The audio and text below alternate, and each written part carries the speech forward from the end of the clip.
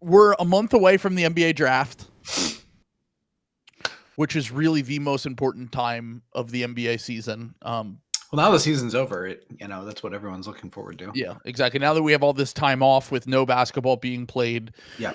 we have to focus on what's really important, which is since we're about a month away, less than a month technically, I think we should probably do I want to do the full first round. We'll see how far we can actually get into this. Okay. Because with the lottery, it feels like some of it is somewhat predictable. It doesn't feel like something that like the first two picks are very obvious already. And from there, the draft obviously starts at 3. Can we talk about, because I've heard the reporting, and like I think you talk to people, I talk to people. You've probably heard the same thing, that like all the intel is like they're gonna take Harper there. That's like for sure. I think that's kind of weird. Like I do think like you have De'Aaron Fox, who you like just traded for. Like I don't know. Like, are you sure like that's what you want to do? You're the one who accelerated your timeline. Like now you want to take a step back and like build your 19-year-old. Like, what are you doing? My guess with that, everything we've heard, I think it's two different things here. One is that they're not going to let a trade that they just did a few months ago affect who they think is the best prospect to take it to. I think they're going to look at it as, it's kind of the opposite of sunk cost fallacy, where like with the sunk cost fallacy of, well, I guess it is technically sunk cost fallacy. We talked about that with Rob Dillingham with the Wolves, where if a good guard prospect in this draft falls to them at 17 or 18, wherever they're picking, shouldn't they just take him even though they have Rob in house? If they think that guard prospect is just as good, if not better than Rob, and they need creation and all that stuff. Sure. With Harper, I think they probably view it as Fox and Wemby are clearly the core, with Castle being like on the fringes of that. Yeah. I don't think Castle is a guy to another part of this is that I don't think that Castle is someone who can't play alongside those guys. Sure. I think they probably in the interim view it as Castle we can play at the 3. And if we can play Castle at the 3, that gives us a little bit of lineup flexibility, and we're not going to pass on a guy that we think could be a potential second guy to Wemby and Harper, or a potential offensive engine when Wemby sits or Wemby's out. I think they view it as, let's take the best prospect and figure it out later. We're too far away from our contention window to be like, hey, let's take the best player possible that only fits with, and also we talked about this a little bit. There's not a ton of options. Like the options, to me, the Harper thing speaks more to the fact that the options outside of the top 2 have their own different unique flaws and are mostly guards, except for Ace Bailey and Malawatch, who are 2 guys that I think are probably going to be long-term projects. And they probably view Harper as the best way to plug in, get a good prospect, get him on their team, and then figure out the rest later. And if they have to trade Castle eventually, or hell, if they have to trade De'Aaron Fox eventually, I don't think that if Harper's the guy they think he is, then they won't have a problem with that. The thing that I disagree with is I think that it's crazy that it's just like he's for surefire the second best player in this draft. And I talked about this with Chuck, who I saw this past weekend. He was in Philly from Chucking Darts. Let's go. And we talked about the fact that we just felt like he is very clearly the second best prospect in this class, but I don't think that there's an argument that he's so far ahead of the other guys that he should be uniquely in his own tier and there should be no discussion at all about it. That's exactly how I feel. I feel like Harper's way closer to like the pack than he is to like Cooper Flagg. Like I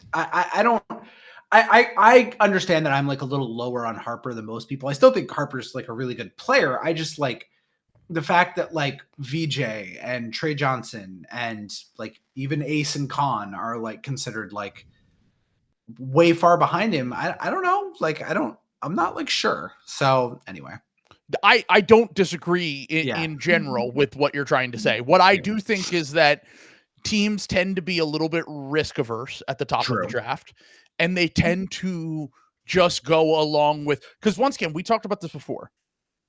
The thing that drives me the most insane about drafts is when someone goes, well, you can't take that guy at 3. And it's like, well, if you've done your evaluation and you've decided that's the 3rd best player in this draft, then yes, you can. Like, I think it's ridiculous to think otherwise. The reason why GMs don't go against the curve is because if you draft Harper at 2 and he doesn't work out, no one's blaming you for taking him because he was thought of as the now look, it's a little bit of scared money don't make money. You know what I mean? This is funny enough. What a GM who we'll talk about today, and Danny Ainge, who picks 5th in this draft. This is kind of how Danny Ainge made his money with the Boston Celtics at the end, where he went completely against consensus, basically back-to-back drafts, and ended up coming away with one of the best wing duos in recent memory, and that eventually led to a championship for the Celtics. So sometimes going against it can result in that, and then sometimes going against it can backfire and you look like a complete idiot. I think the most recent example of that would probably be going Jalen Green over Mobley, which... To be clear, that was more like, I would say like 70-30 split. It wasn't like Harper where it's like 90-10 split, where 90% of people think Harper's the 2nd best guy in this draft. And then it's a drop off and 10% say, hold on, maybe not so much. The Green Mobley thing was a lot closer, but it was still obvious you probably should have taken Evan Mobley at the time with the 2nd pick of the draft. They chose Green, but they also ended up maybe getting the 3rd best player in that draft or 4th best player in that draft, maybe even the best player in that draft in the long term in Şengün. I'm just gonna say Jalen Green's career has gone pretty much exactly like I thought it was going to when he was drafted.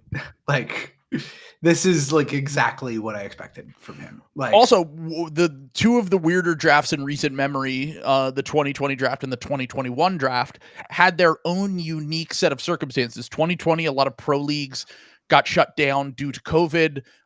There was no March Madness. They didn't get workouts in person with a lot of guys. There wasn't the normal combine and all the usual stuff. And then 2021, you had the G League bubble. And Jalen Green looked like an absolute beast, shot way over his head, and looked like a potential superstar offensive guy in the NBA because he had this stretch of a small amount of games in a bubble environment that ended up skyrocketing him to, he was already considered to be one of the 3 or 4 best prospects in that draft, ends up going 2.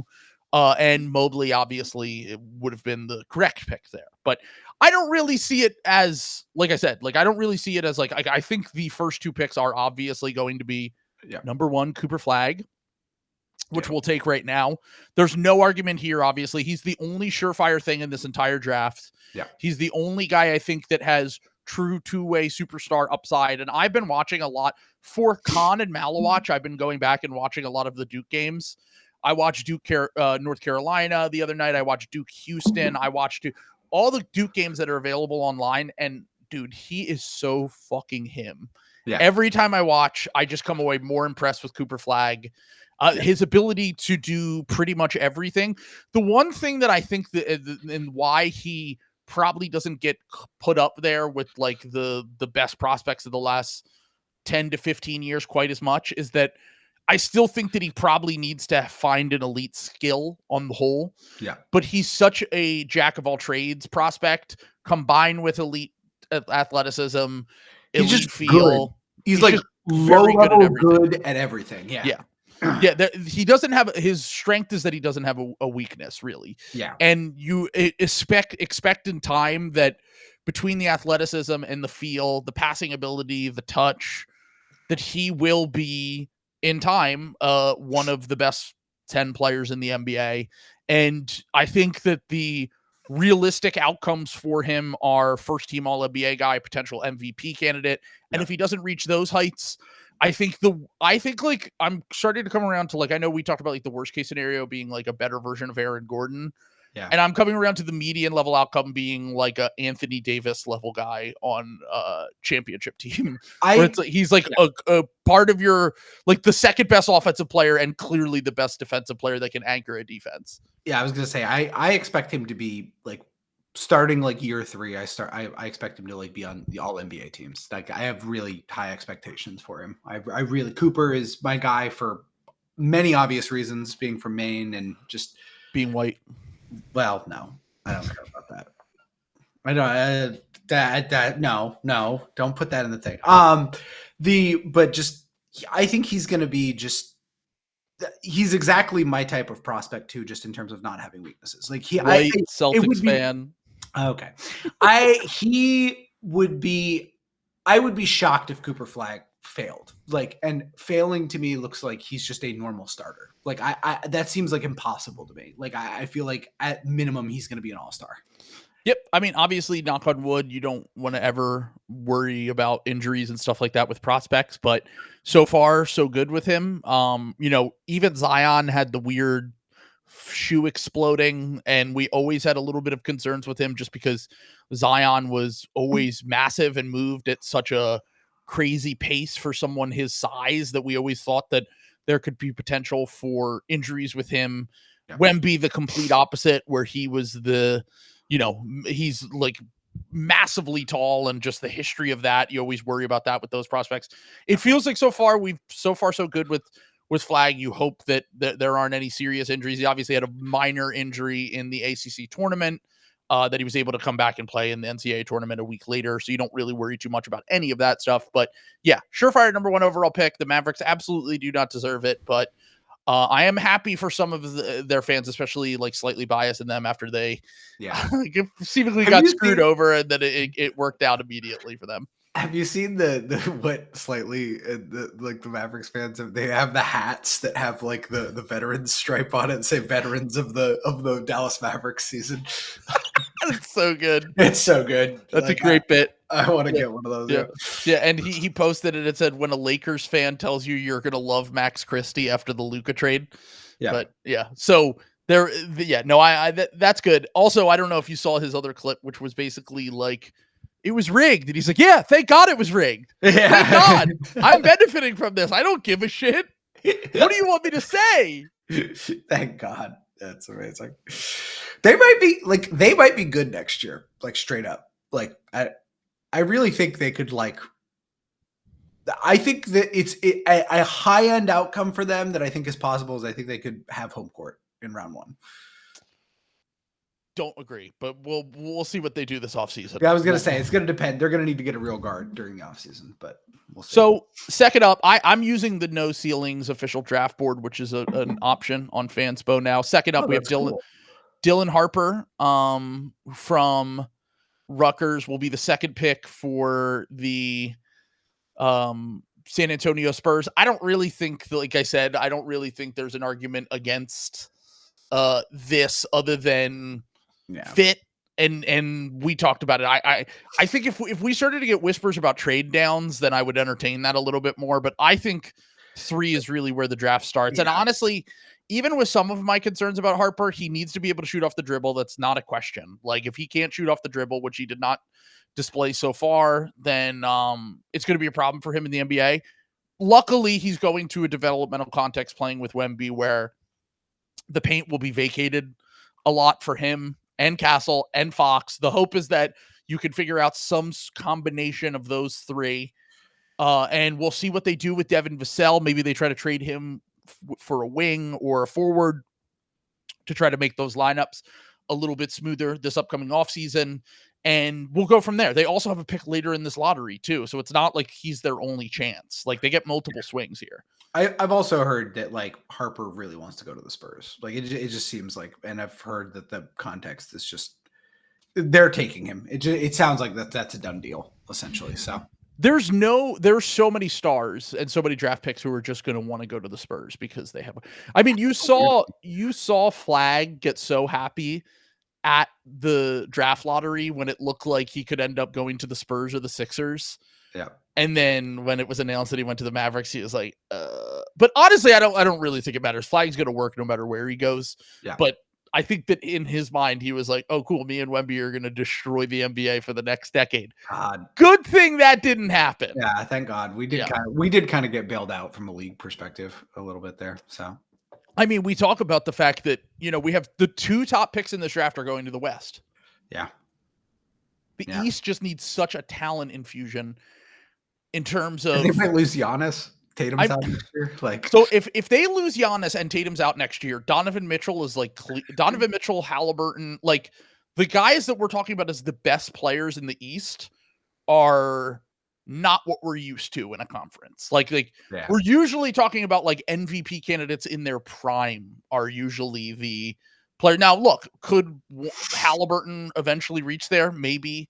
I think that there are a few guys that are probably gonna end up making all-star teams in the next year or two that wouldn't in a normal East, especially if Giannis ends up going to the West. But I think that the talent's still so deep in the NBA that you can't really worry about those things. I think that I don't think it's going to be any sort of like Mickey all-star selections in the next year or two. And all NBA is kind of what matters. And the West will still have 10 all NBA guys. So it's going to be a bloodbath. I mean, it's always been a bloodbath for guards in the West. Yeah. Think about like the years where it was like Steph and what was it like? It was usually like Steph, like Dame missed multiple years.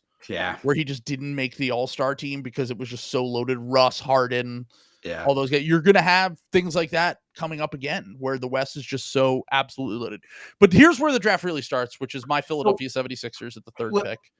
Before so this exercise, we're trying to guess what's going to happen, right? We're not doing our own board, or I think we should save our own opinions for when we do the unhinged mock draft the week before the draft. Okay. Because I think this should be more of a projection of what we think the teams and the league are thinking. Okay. We'll give our own thoughts, of course, throughout the course of this. We kind of have to. But I think this is more predicting what we think will happen at the time of the draft. And I've kind of gone back and forth with the Sixers. And this, from a content perspective, Dan Ollinger pointed this out to me. He's like, from a content perspective, the third pick of the draft is perfect for the Sixers. Because now we can spend the next month wondering what they're going to do. I don't think anything's set in stone here. I think everything's on the table. I think everything from them just taking Ace because they don't want to look stupid for passing on him. Yeah. I think them taking VJ or Khan or Trey or Malawach. I think all of that should be on the table. I also think that trading back a few spots and getting extra picks or a player could possibly be on the table. Yep. I don't think that anything here is like 100% you can feel any sort of way. And I wonder, because we talked about it a little bit, where like VJ feels like the compromise candidate for a lot of us in the YKB Discord. Yeah. Where a lot of people like Ace, a lot of people like Khan, some people like Trey, some people like VJ, but VJ feels like the most safe pick to me. Yeah. And because of I think that I've said this before, I actually think Daryl Morey is one of the least risk-averse GMs in the history of the NBA. The only reason that he gets the rep of being like a riverboat gambler is because he traded for James Harden and gave basically nothing up to do it 2 different times. I don't really know why he's gotten this rep as a think outside the box guy. Maybe it was just because he did a few things before the rest of the league did, but the league has caught up to Daryl Morey. And I think that the book on him has kind of been, he likes to draft guys who are productive. He likes to draft guys who have a decent amount of athleticism and feel. And he also he's one of those GMs that I feel like, in my opinion, I don't know if this is cope from me or not, because Houston people are like, have told me like he's just, Ace Bailey is not a Morey prospect. I've thought he's not a Morey prospect this whole time, but I'm also wondering, because his back is against the wall with this, could he, like, remember the last time Morey's back was against the wall was, someone pointed this out in the Discord, was Houston, when he traded for Russell Westbrook with the Houston Rockets. That seemed like that wasn't, I mean, I know he like his name is attached to it. That's like his move. That kind of seemed like he was trying to appease Harden. Like, I don't know. Like, it sounded like there was a sit down head, and Harden was like, "I want to play with Russ." Like, sure, yeah. I mean, the Chris Paul Harden relationship had kind of gone to shit by that point. He told Chris Paul a few days before, "We're not trading you," and then he traded him. So that also could just be Morey lying. I mean, Morey lies literally all the time. James Harden was not wrong. He's a massive liar. Yeah. He lies to get what he wants, and I wonder if there will be, I think we'll get a lot of smoke screens leading up to this draft. Yeah. I think we'll get a lot of the Sixers like Khan, like we've already got. They like VJ, like we've already got. Maybe we'll get an Ace report soon because the team will want to trade up. Like, I think that this could go 100 different directions. And right now, my gut tells me that they just draft VJ Edgecombe. Yeah, that's what I think too. But also, we have 3 weeks and a lot can change between now and then. So let's just go based on what we think. Yeah. I think you take VJ here. I think that's what I would do if I were them. I think that it's probably, even if even with them already having 3 pretty established guards in, Maxi Grimes and McCain, like VJ like is different enough from a skill set. He's still going to play like in the regular season. You still get to develop him. I think he has not quite the same upside as Ace, but still has a lot of upside and has a pretty high floor. See, that's where I think that I disagree. I think that VJ and Ace have similar upside. I think VJ might even have slightly higher upside. But the determining factor for VJ and Ace both is improving their handle, and I think that Ace has a long way to go with his handle. Yeah. I think VJ clearly doesn't trust his handle, and in time might be a decent ball handler. But if neither of them figure that out, I feel pretty confident that they're just going to be role players. And I guess at least VJ has more of maybe has more of a will to like buy in than Ace to a role and affect a team on his first contract. Than Ace, who I think will be, told he's a star, thinks he's a star. He's the third. He might be the 3rd or 4th pick in the draft. Was a star in high school, was a star in college, and maybe I'm wrong about Ace. Maybe Ace just figures out the handle and becomes a great shot maker and improves the passing and decision making. And I look like an idiot with egg on my face. This is part of why we do this. Yeah. I don't see it. I really don't. Like I really do think that he settles into a role where he is more of an off-ball guy. I don't know many NBA coaches or NBA teams that are willing to give a guy this much kind of leeway with the ball and like let him iron out like the kinks in their game to get to a point where he can reach those heights. But I don't know, maybe if a team invests in him, maybe Charlotte does. Maybe Charlotte views it as, look, we're not married to LaMelo Ball. Brandon Miller's still coming along. What if him and Ace both hit, and then we have a great wing duo who can create for themselves and hit tough shots and, become legit star level wings. And then, then we're cooking with gas. God, someone pointed out the Miles Bridges contract, man. Like, where was it where you had to give a guy who's a bad guy first and foremost, B, it's like not good, and you're like, you know what we need to do? We need to give this guy $90 million right now. I mean, one of the more baffling decisions that we've ever seen. He was basically, if I remember correctly, he took the qualifying offer, so he was an unrestricted free agent. Yeah. Too. So like, I don't know. I would have just let him walk. Yeah. I mean, like, I don't understand why they were so bidding against that. If they take Ace, that trio of a developing Ace Bailey, Brandon Miller, and Miles Bridges, it would be classic Hornets. They're gonna do that. Like this is again where I'm differentiating between like what I would do if I were the Charlotte Hornets and what I think the Charlotte Hornets will do. They're going to take Ace if Ace is on the board. They took Tidjane Saloon last year, who is way worse than Ace as a prospect. I mean, I don't even think it's remotely close. Was always someone that was going to be a long shot to be a good NBA player. Ace is at a minimum going to be a wing who can shoot and defend, like, or at least have defensive abilities. I think some of his defensive stuff has been a little bit overhyped, and then some of his defensive stuff is super valuable. In terms of him buying into a defensive role at Rutgers and being, more of a help defender, rim protector type. If you can nail that skill set, and even if the higher level outcomes don't happen for him, you can probably feel good about falling back on that, which is why ultimately I can't put him too low on my board. I think I have him 7 on my board right now. Yeah. I'm fading the star level outcomes for him, but I totally understand that eventually you might get him to a different outcome of his career. And the thing here is that, like, I don't think Charlotte's a good fit for him. I think they would absolutely take him at 4 if he's on the board. I wrote down for them the 4. I think they would consider 5 guys here.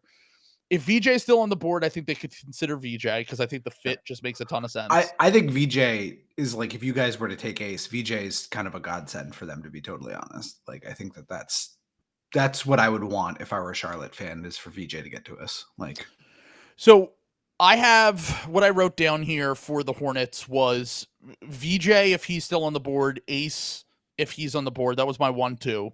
Then I had Con, Trey, and Malawach. I think they would all consider. I think all those guys make a certain degree of sense depending on like what's going on. Malawach actually, like, playing with the Melo might actually be good for Malawach. Now the rest of it is like Hooper anarchy, but like he does need, we've talked about this before, he needs someone who can like simplify the offense for him. Sure. And I do think like they do need like a little bit of like perimeter scoring juice, because like LaMelo shoots like a ton of threes, but like ultimately is not, you know.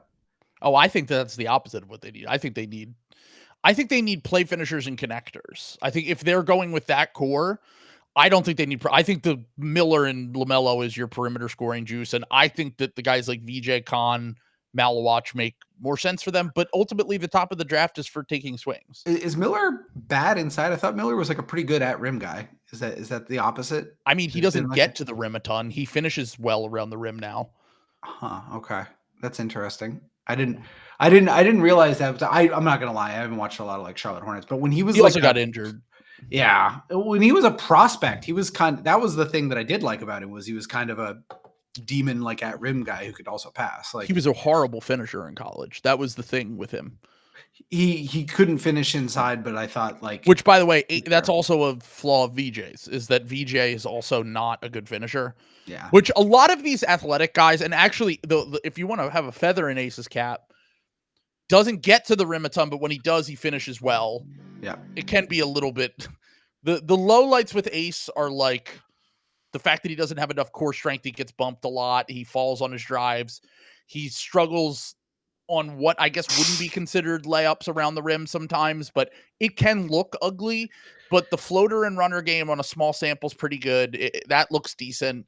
The mid-range stuff looks decent. You hope that it can extend out to three, because it did at times. And you're, once again, I think I think you're probably right. I think they just take Ace here. Yeah, I think Ace is. And I wonder if any team considers trading up to 3 or 4 for Ace. Like, if the Sixers are locked in on VJ and they're like, VJ's our guy, we don't care. We see what Tom Crean said on the Ringer NBA draft show, where we can develop his handle because he buys into the fact that he thinks that VJ will be a good ball handler eventually. Can we mold him into a Victor Oladipo type or whatever? Let's say they go down that road. The few teams I thought about that would trade up, it starts at 5 with the Jazz, who are on the board right now. The Jazz, the Wizards, the Pelicans, the Nets. Those are the 4 teams I think that could potentially angle to get into the top 4. Whether Ace falls to 4 or Ace is at 3 and the Sixers want to trade back. But ultimately, I think Danny Ainge is kind of a coward too. Like, I know that he's traded back before. Yeah. I can't remember an instance where he ever gave up stuff to trade up. No. Him and Morey are both kind of similar in that regard. He traded up for Kelly Olynyk.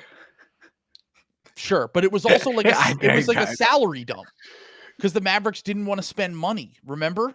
Yeah. It was like 2 seconds in addition to their own, and they like moved up like 3 spots. Like, and it was like not a good draft. Yeah. Like, it was to get a smaller hit on the cap for the Mavericks. Yes. When Giannis was still on the board. That's tough. Yeah, neither of those teams took Giannis. No. Who did the Mavericks take? Shane Larkin?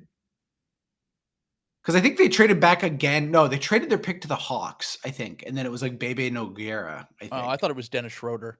Or maybe no, it was Dennis Schroeder. But those guys were both Hawks. Sure. That I think were like right there. But anyway, sorry. Yeah, no, I think that the Jazz are taking Trey Johnson.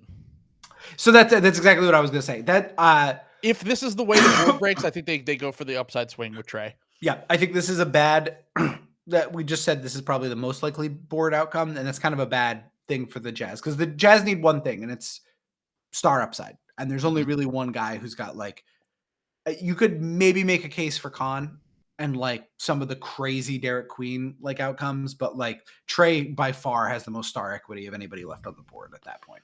I think the guys, if you're taking the upside swing here on star offensive potential, would be Derek Queen, Trey, and I think they might consider Khan just because the pitch that Chuck gave to me this past weekend was if Ace falls to them at 5, could they take a swing on Ace only because they want to tank again next year, so they don't care if Ace is good right away? I think Ace is kind of I think the Jazz are kind of a perfect fit for Ace. Like just in terms of a developmental context, like who's taking those shots? Like, yeah, there aren't many. I even think the Hornets, like he's going to have to be fighting with guys for on-ball reps. Yeah. Like, whereas with the Jazz don't have anyone. Oh, you got to beat out Keontae George, man. Like, and then the con pick for the Jazz is we missed out on the Great White Hope. Let's get his sidekick from college. Yeah, get the Great White Robin. The Great White Robin. The greatest White Robin since Robin Thicke, folks. Yeah, let's go. Well, and that there was was he the one who like cried about cheating on his wife, made an album about her, and it was like terrible? I think so. Yeah, if I remember correctly. Yeah. Also made a song a few years before the Me Too movement that would have absolutely gotten him in piss and shit if it came out during that. So yeah. Great. Stole a Marvin Gaye song and made it into a questionable anthem for sure. Oh, Jesus Christ. What a time to be alive that was. Yeah, 2013 was something. That would have been earlier. That would have been 2012. Anyway.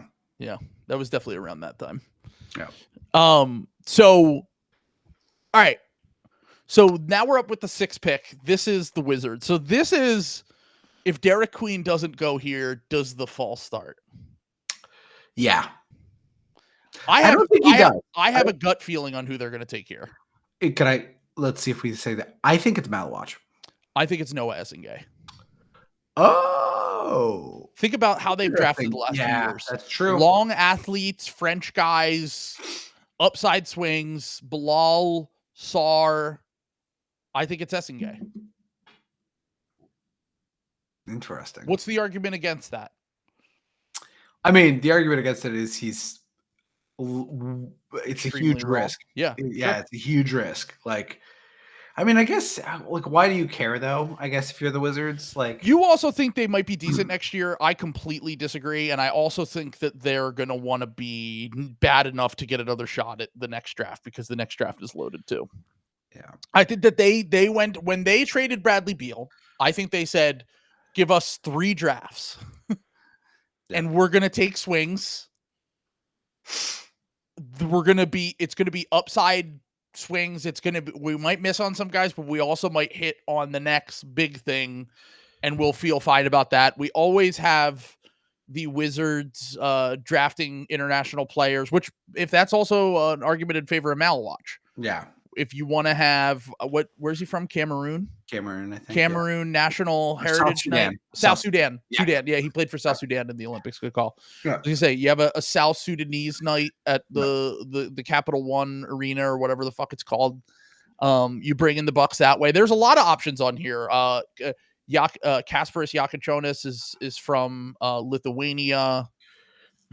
I don't think. I mean, honestly, Yakichonis is like, I think a possibility for them here too. I would not do that if I were them. I think it's good. I think you're right. It's either going to be Malawatch or Noah for me, in my opinion. Okay. I think Malawatch, like, I think checks a lot of the boxes from like a team building perspective. I think another thing for front offices, when a guy struggles like Sarr did last year, I know Sarr made like All NBA, but yeah, Derek Queen was from Baltimore. Okay. The argument in favor of Derek Queen is that he went to Maryland. He's from Baltimore, and I found out this past weekend from Chuck he was neighbors with Bub Carrington growing up.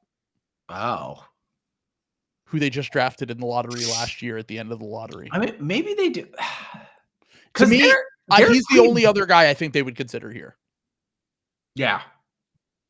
Yeah. Like, God, it's so hard to like get yourself in the shoes of like what teams are thinking, like, especially a wild card like the Wizards. You know what I'm saying? Like, where I think the Wizards have done pretty well, like in the draft. Like to be totally honest, I wouldn't have taken Sarr like a number 2, but I think other than that, like the last 3 years have been like pretty good. And Sarr is not like the end of like. I get it. You know what I'm saying? In that draft, it's kind of hard to like pick nits. Like also consensus argument that we talked about. Yeah. If they passed on him and he was good, they would feel stupid and they would probably lose their jobs over it. But yeah, this is why you kind of have to ignore the outside noise sometimes and just pick. This is a good argument from Brian. Yeah. Wizards could get Derek Queen at 18 if he keeps falling. I don't think that's fully off the board. Now, I do think that at a certain point, teams would just stop the slide.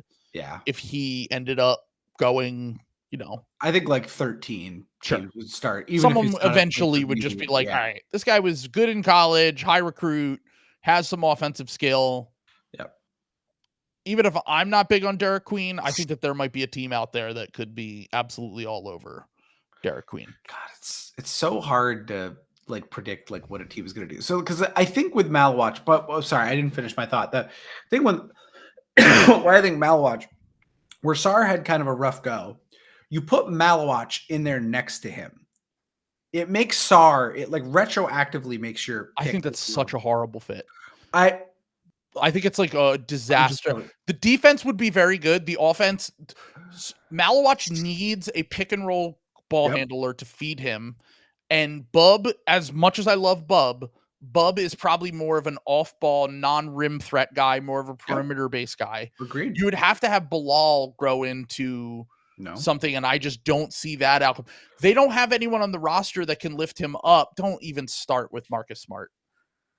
They're just probably going to trade Chris Middleton. There's no way, dude. There's to me, I think Malwatch is the worst fit of almost anyone here. If they think differently, I'll take the L on. I'm like fighting against this. I just completely disagree. I'm just saying, Marcus Smart setting the table for everyone. Picture it live. All right. I don't. Noah Essengay's 22 on the no ceilings board. By the way, I gotta say, love the no ceilings guys. I like that they don't do groupthink. Their board. I was looking at their board the other day. There is some real head scratchers. Isn't Asa New? Yeah, Liam McNeely in the top 20. Man, he's 18. I don't know. When we get Maxwell on here, I know that like it's probably not Maxwell, but I need him to like talk me through what was going on, in these back rooms when guys were making their boards here. Because I was gonna say I know Maxwell's not big on a few of these guys that are but it's consensus of amongst the group. Yeah, it's a collective. So no, I listen to Maxwell because I think I agree with Maxwell. I think the most of the no ceilings guys, and I think he usually agrees with a lot of the same stuff. So I don't care. We got to make the pick. I'll give you the final pick there. I'm saying it's either Noah or Queen, and let's just, because of the way that the board is going right now. Okay. Let's just stick with Queen because of the connections. Because of the fact that I like that fit. If Queen is going to work, I think it's going to work on a team like the Wizards. Yeah. That has someone like Sarr who can cover up for him defensively. Bilal can cover up for him defensively. Yeah. This is a team that has no offensive hub. Yeah. And if you buy Derek Queen long-term, you're buying the fact that he's an offensive hub. I don't buy that. I don't hate it. I think we just stick with it for now. Yeah. It's one of two ways. It's either Queen or Noah for me. And then I think that Malwatch is the Pelicans pick, the next pick. What pod was I listening to? I think it was the No Ceilings guys, and they were all like, just like, what the hell? How could it be the Pelicans pick? Like, because like Yves Missy, because they're all just like convinced Yves Missy's a good backup fringe starter. Like, I don't buy him as anything more than like a solid. His ceiling to me is like the 17th best center in the NBA. So I don't think you're drafting based on that. So here's the thing. Is someone like Casper or Jeremiah Fears more on the board here, considering that they're probably going to be looking into trading Zion and they might have like... Are they? They had him as their draft representative. It wasn't that what we heard when they hired Dumars? Like they walked that back like pretty immediately, and that like Dumars wants to give Zion a year at least. They're not married to him though. I'm just saying, like, I don't think they necessarily, even though the Pelicans like are the team that every year we're like, they could win 50 games, they could win 25. I'm never falling for the Pelicans again. You can fall for it if you want. I'm over it. Okay. But I'm saying, Malawatch, think about Troy Weaver. They hired Troy Weaver along with Joe Dumars. Yeah. They love a good big. Yeah. The only thing I will say here is that old CJ McCollum and DeJounte Murray as the guards, don't think that's the best developmental context for Malawatch. That's it's just the same argument I made against the Wizards, where I think that if Malawatch is going to be maximized, he's going to go to a team that has a clear pick and roll ball handler that can set him up with lobs and is a rim pressure threat. And that can now look, they're obviously the Lakers don't have a pickup here, but like the Hawks would be a great fit for him. Any team that has a guy that is a legit threat to, hit him with lobs and simplify everything for him is the fit that I like the most. I'm just thinking from the perspective of the guys who run the Pelicans and how much they love long bigs that are athletic and their history and I won't even want to say success because Weaver didn't have any success with that, but he did draft Jalen Duren. He did trade for James Wiseman. He did trade for Marvin Bagley. He signed Jahlil Okafor at one point, folks.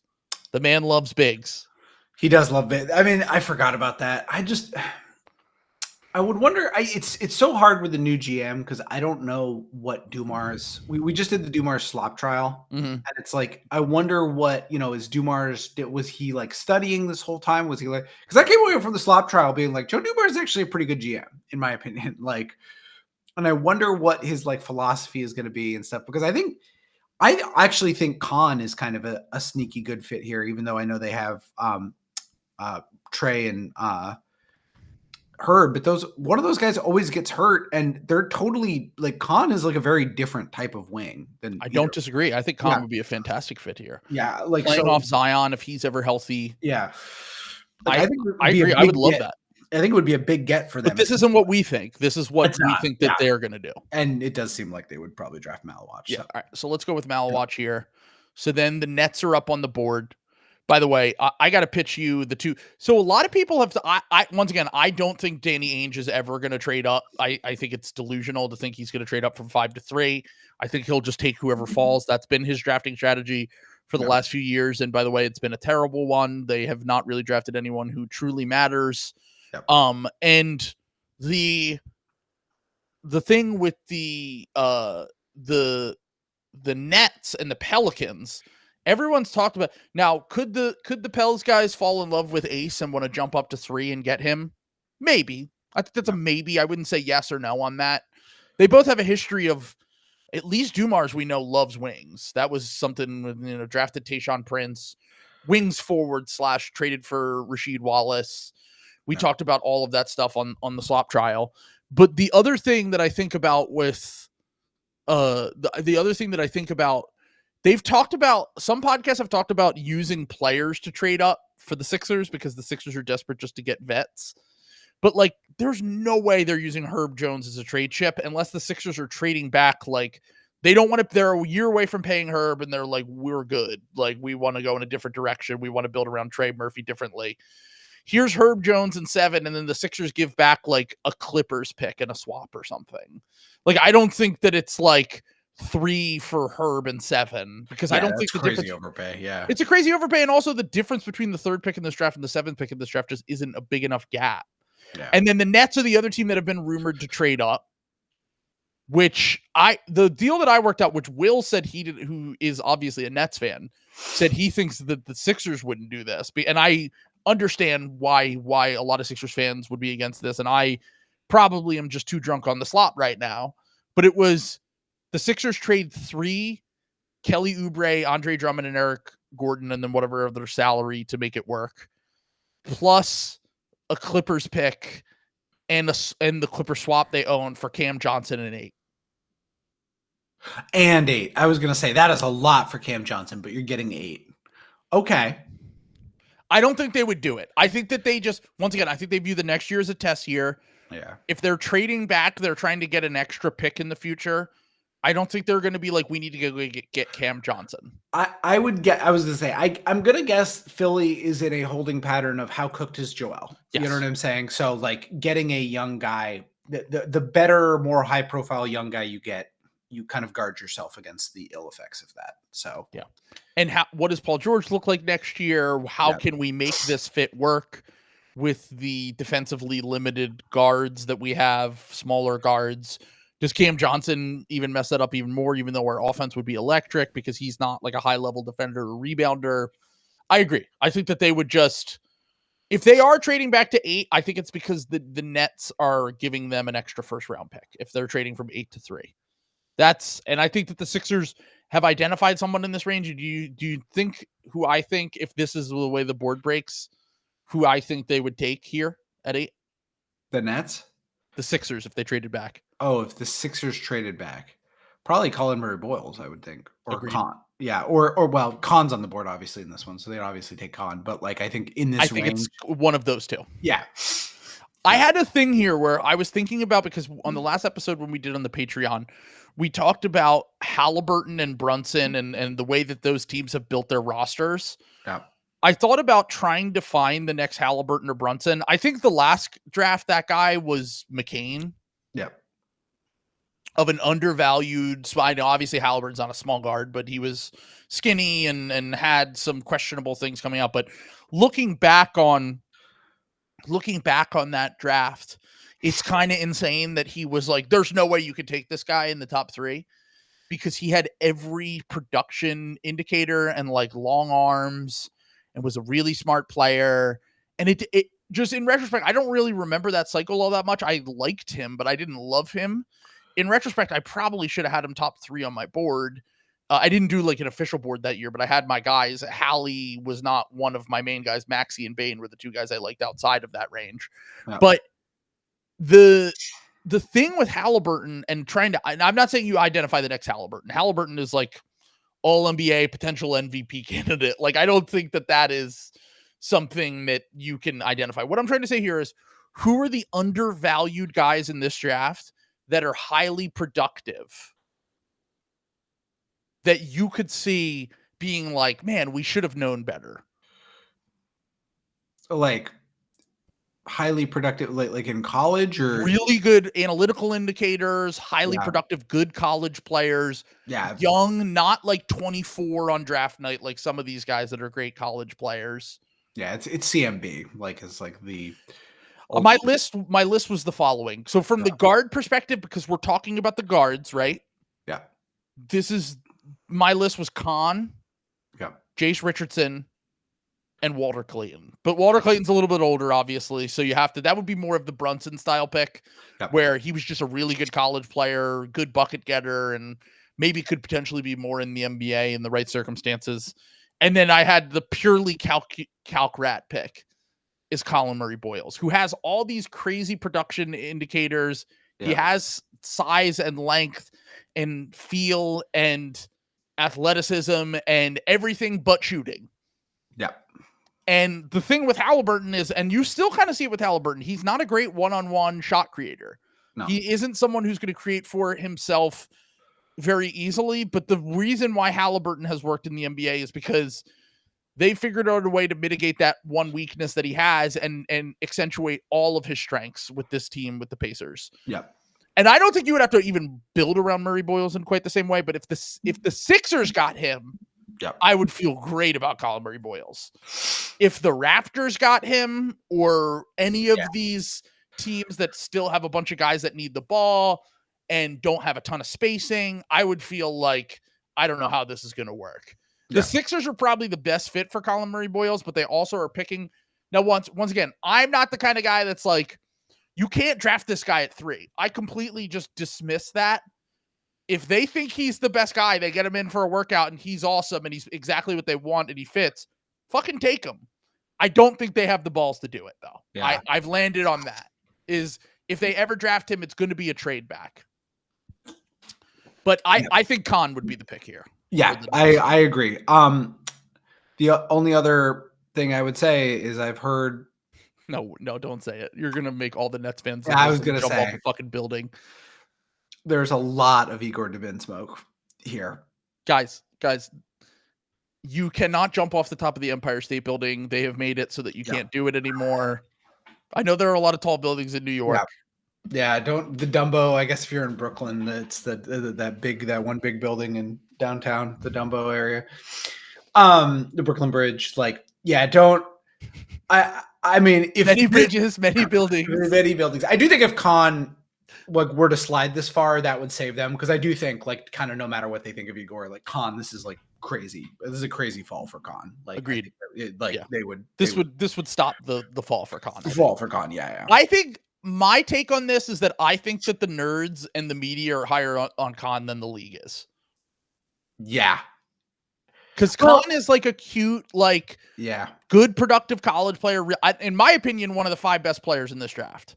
Yeah. Having said that, the league at the top of the draft never really takes athletically limited guys that don't project to be on-ball shot creators. Nope. And I think that 8 or 9 is about as far as I can see Khan falling, I would say. I don't think that I see him falling any further than that, but I don't think he's going to be a guy who goes in the top 3 or 4 or 5 of this draft, even though I would personally draft him if he were available. Because I think that there's a chance that he's just like really fucking good. Yeah. And I think that his ceiling might be a little bit undersold just because of the athletic concerns. So Khan goes here. The other guys I think they would consider, you said Igor Dubin. I don't see it, but oh my God, I really hope it isn't the case. Yeah, no, I do not see it at all. I'm talking about intel that what I've heard that there's a lot tying them to Igor, which is. I think they would also consider Jeremiah Fears. Yeah. I think if they traded, my hot take is that if they traded up, they might consider Kasparis. Yeah. My hot take is that I think if they traded up, I don't think they would take to 3. I think they would take VJ over Ace. The Nets? Mm-hmm. Yeah, I think so. Sean Marks has shown he likes a defensive guard. I think that they would probably take him as a safer kind of option that could potentially grow into something more. And they're going to get more swings at this. Like, I don't think that their rebuild is a one and done thing. So that's my take on that. All right. So now we're at the Toronto Raptors, who could go literally any different direction. This is a pretty brutal board break for them. I was going to say this would be kind of a nightmare if Khan just goes right off the board, because Khan would be a great fit for them. Yeah. I kind of like anyone. The 2 guys I don't like for them are Colin Murray-Boyles, who I just said, because of all of the spacing and ball handling concerns and all that. Yeah. And then the other guy I don't really like for them is Malawatch. Yeah. Because I don't think that they have the proper offensive context for him to thrive. I kind of like Fears here, but like I don't think they would. He's not a Masai type guy, I don't think. So, I agree. I think if you're taking a star swing on a guard, Fears is probably the guy to take here. It's who I would take if the board broke this way, I think. And I'm the Raptors. Like, you don't really need wings. Like I guess maybe Casper, because he's like bigger, but like I don't know. For whatever reason, I don't see that. I'm trying to stop myself from doing the Dunked On thing, where like I used to listen to the Dunked On off seasons, and like every year they would do like Kentavious Caldwell-Pope, $40 million, because they both liked Kentavious Caldwell-Pope. So I'm trying to like take Carter Bryant with the 3rd pick in the draft. Yeah, exactly. Yeah, you know what I'm saying? That's what I'm saying. Like, I'm trying to like not do that. So I'm trying to like appropriately consider Casper, who I don't like, but I know that like the league, people in the league like him more. So I do think like Casper's a possibility here. He's a big guard. He's got a lot of size. You know, and I don't really know who else. Honestly, like Colin Murray-Boyles does check a lot of like Masai's usual like. Oh, of course. If we're just going based on he doesn't care about fit and he only cares about Colin Murray-Boyles is the pick. Yeah. Like if this is just, if any of Colin Murray-Boyles, Malawatch, any of those long athletic defensive guys are on the board, that's who Masai's taking. God, that would be so gross. I don't like the fit, but this is not our personal opinion. Yeah, I kind of think if the board broke this way, I think they would take Colin Murray-Boyles. I kind of think he would take Colin Murray-Boyles. Yeah, I totally agree. I think that's who they would take. I think we have to go with what we think they would do. Yeah, that's tough. That's fucking tough, man. I think Casper and Fears are guys that with Casper, it really depends on how far you think he can get as a shooter. Yeah. Because if you're drafting him as the Raptors as a guard, oh my God. Their last 2 drafts, they've kind of just taken like swings on spacers, right? Yeah, because Jacoby Grady Dick. Yeah. So I don't think and once again, that's not what Casper and Fears are. Yeah. You know? So I think they would pick Colin Murray Boyles personally. Do we want to lock that in? I think that's what they would do. I think that's what they would do. Like horrible fit. Yeah. Could not pick a worse fit. If I were on the pick, I would probably take Fears. I don't think like Casper, like if they took Casper here, I wouldn't be like, oh my God. Like I get it, Rockets, I have an interesting one here. By the way, Noah still hasn't gone. Noah would also be in consideration for the Raptors, I think. Yes, for sure. Definitely. Yeah. I keep forgetting we're on this board where Ace of Noah's all the way down here. Yeah. Yeah. Thomas Sorber's also down there. Like, so Rockets are up. They don't need a guard. Or I'm sorry, I shouldn't say they don't need a guard. I was going to say, I kind of think they do need a guard. So Sam Vecini said they like Reed and they want to keep Fred. That's what he's heard. So he thinks that they're not going to go point guard. They won't go Fierce. But here's the thing. Could they go Casper because he's a taller guard and can play both spots and they might move on from Jalen Green? I think that's fair. I was going to say I would still take Fears here if I were them, just because like he's not going to play. You know what I'm saying?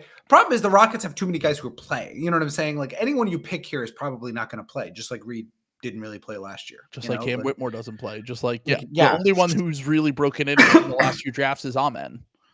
Yeah, and like so like I don't think it necessarily needs to fit with like the total context of the team. Sure. I think this is going to be like kind of a need forward thinking thing, and I do think that they're probably going to be looking at replacing Fred in like 2 years. You know what I'm saying? So I think Fierce is a pick here. I think. Do you think they make this pick? Do you think they trade it, or do you think they make this pick? It depends on if Giannis is available. Like seriously, like this could be the Bucks. If the Bucks pick here, and this is the way the board breaks, they probably take Fears or Casper. Yeah, Fears or Casper for sure. Yeah, I think this pick is just going to be one of like Fears or Casper, and it's like up to you what you think. I think generally Casper has less. I think Casper is safer, and Fears has more star upside. I think they would take Carter Bryant here. Really? Here's why. Okay. You just said that they have a bunch of guys.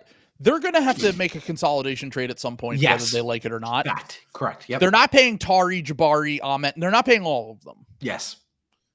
Could they just get a guy who they project to be like a role player here? It's not really, by the way, not really been Raphael Stone's MO. His MO has been kind of just draft best player available. We'll stop the slide. We'll take Casper here. I'm not quite as high on Casper because I think that Casper's ceiling's a little bit lower than a lot of people think. But also, if he shoots the way he did when he started the season for Illinois, I'm completely wrong. Yeah. And he's like, I think he's a very high. I think he's a very high floor player. Yeah. If he can shoot, all of a sudden, like 6'6" can handle the ball. That's it. So the difference between Igor Domin and Casper to me, Igor Domin is a shitty ball handler. Yes. Yeah. I watched some of him. I watched the BYU Baylor game the other day. Or no, I can't remember which game I watched. Maybe it was a tournament game they played in. But I watched like 2 or 3 BYU games. Bro, he picks up his dribble so easily against ball pressure. Like, I don't think he's going to be able to handle the ball against NBA defenders.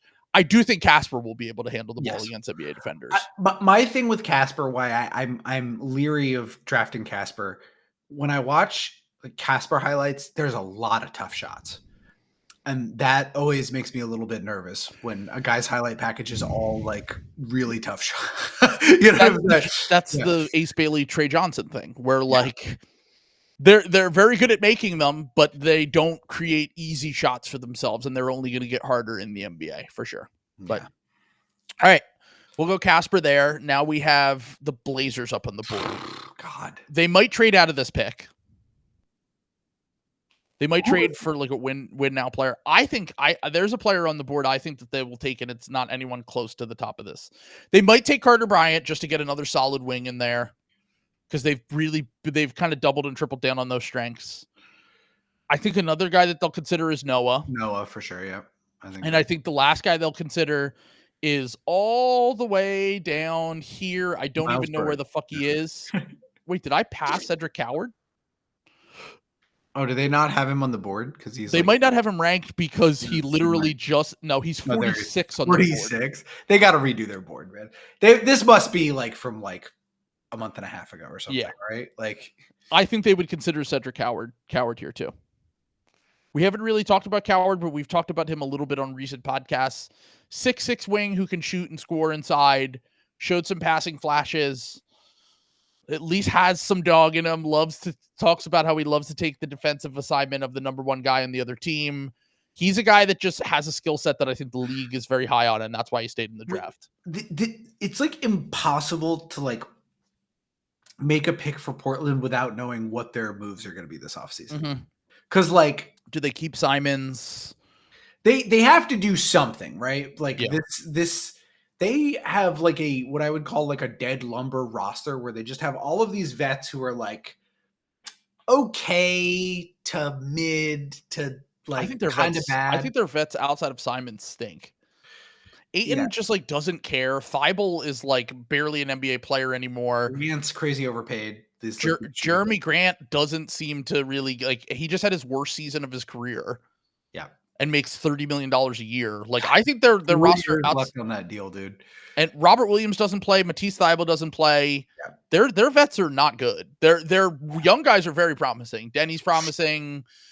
Kamara's obviously very promising. Klingon's promising. Sharp's promising. But would you just trade this pick to Portland straight up with Jeremy Grant? Or sorry, to Brooklyn straight up with Jeremy Grant? Just to get off the Grant contract? Yeah. They could do this is where we're going to pick for the Nets again in a little bit. They could trade down to one of their picks in the teens or the 20s and try to do that. Yeah. Because I don't think they would do it straight up just to get off the contract. But if they could trade, like if the Nets are like, who cares? Yeah. We'll take the Grant contract to get the 11th pick of the draft and then trade you like, because I think they have like 20 something and we'll trade you there and then you could take a swing later. I just think the Grant contract is so toxic. Maybe if they're trading back, it's something more like the Ayton contract or something that's like 2 years shorter. Yeah. Maybe just Jeremy Grant, 120 million. Like that's a lot. That's like the old, because that's how the Celtics got the Jason Tatum swap, was agreeing to take on Gerald Wallace, who was in a similar boat when in that trade. Like I think he's a 2 first round or really good lottery pick like style. Yeah, this is what it costs to dump him. So someone is asking Scoot and Sharp promising. I never said Scoot was promising. Sharp is very promising. Sharp is a crazy athlete who shoots 40% from every mid-range spot. He's had a bad shooting year last year, but has shown that he's an above average 3-point shooter in his career. Can get to the rim and the line like crazy. Is a crazy finisher, and actually showed some playmaking flashes. The defense I worry about with him, but I'm still very in on Shaedon Sharp. Yeah. All right. So we still have to make this pick here. God, I have no idea because I just don't know like what they're. Let's just go with the easy pick and go Carter Bryant. Yeah, I'm trying to think. Unless they trade Simons and they're giving up on Scoot, I don't think they're taking Jeremiah Fears. Why am I blanking on ESPN guy? Worked with Gavoni that is there at the Blazers in their front office. Schmitz, yeah. I'm trying to put myself in because I feel like his draft history is Scoot, who was the chalk guy, Sharp, who was the mystery box guy, which is why I think they could take Cedric Coward. Yeah, because he would know more about Cedric Coward than basically anyone. I think you're right. I think Cedric Coward is actually more likely. If they're going to take Carter Bryant, why would they? I feel like you think they'll take Cedric because Coward might help them win right now more. Than Carter. Yeah, I guess he is like a little more polished, but like he's 22. I didn't realize he's that old. I thought he was like 21 right now, going on 22. Oh, I didn't realize Cedric Coward was that old. I've been like Carter Bryant's 19. 20. If they want to trade this pick for a win now guy, I don't know if they want to add another prospect that's super young. Yeah. Unless they think Carter Bryant can play immediately. I don't think that matters to them. They're going to be shitty for a while yet. All right, then let's take Carter Bryant. Let's take Carter Bryant, sure. We can't spend too much time on this. I just have no idea what to do with that team. The Bulls, our favorite team. Now, I know Yaku showed us off the board is tough. The Lithuanian guy being gone is tough.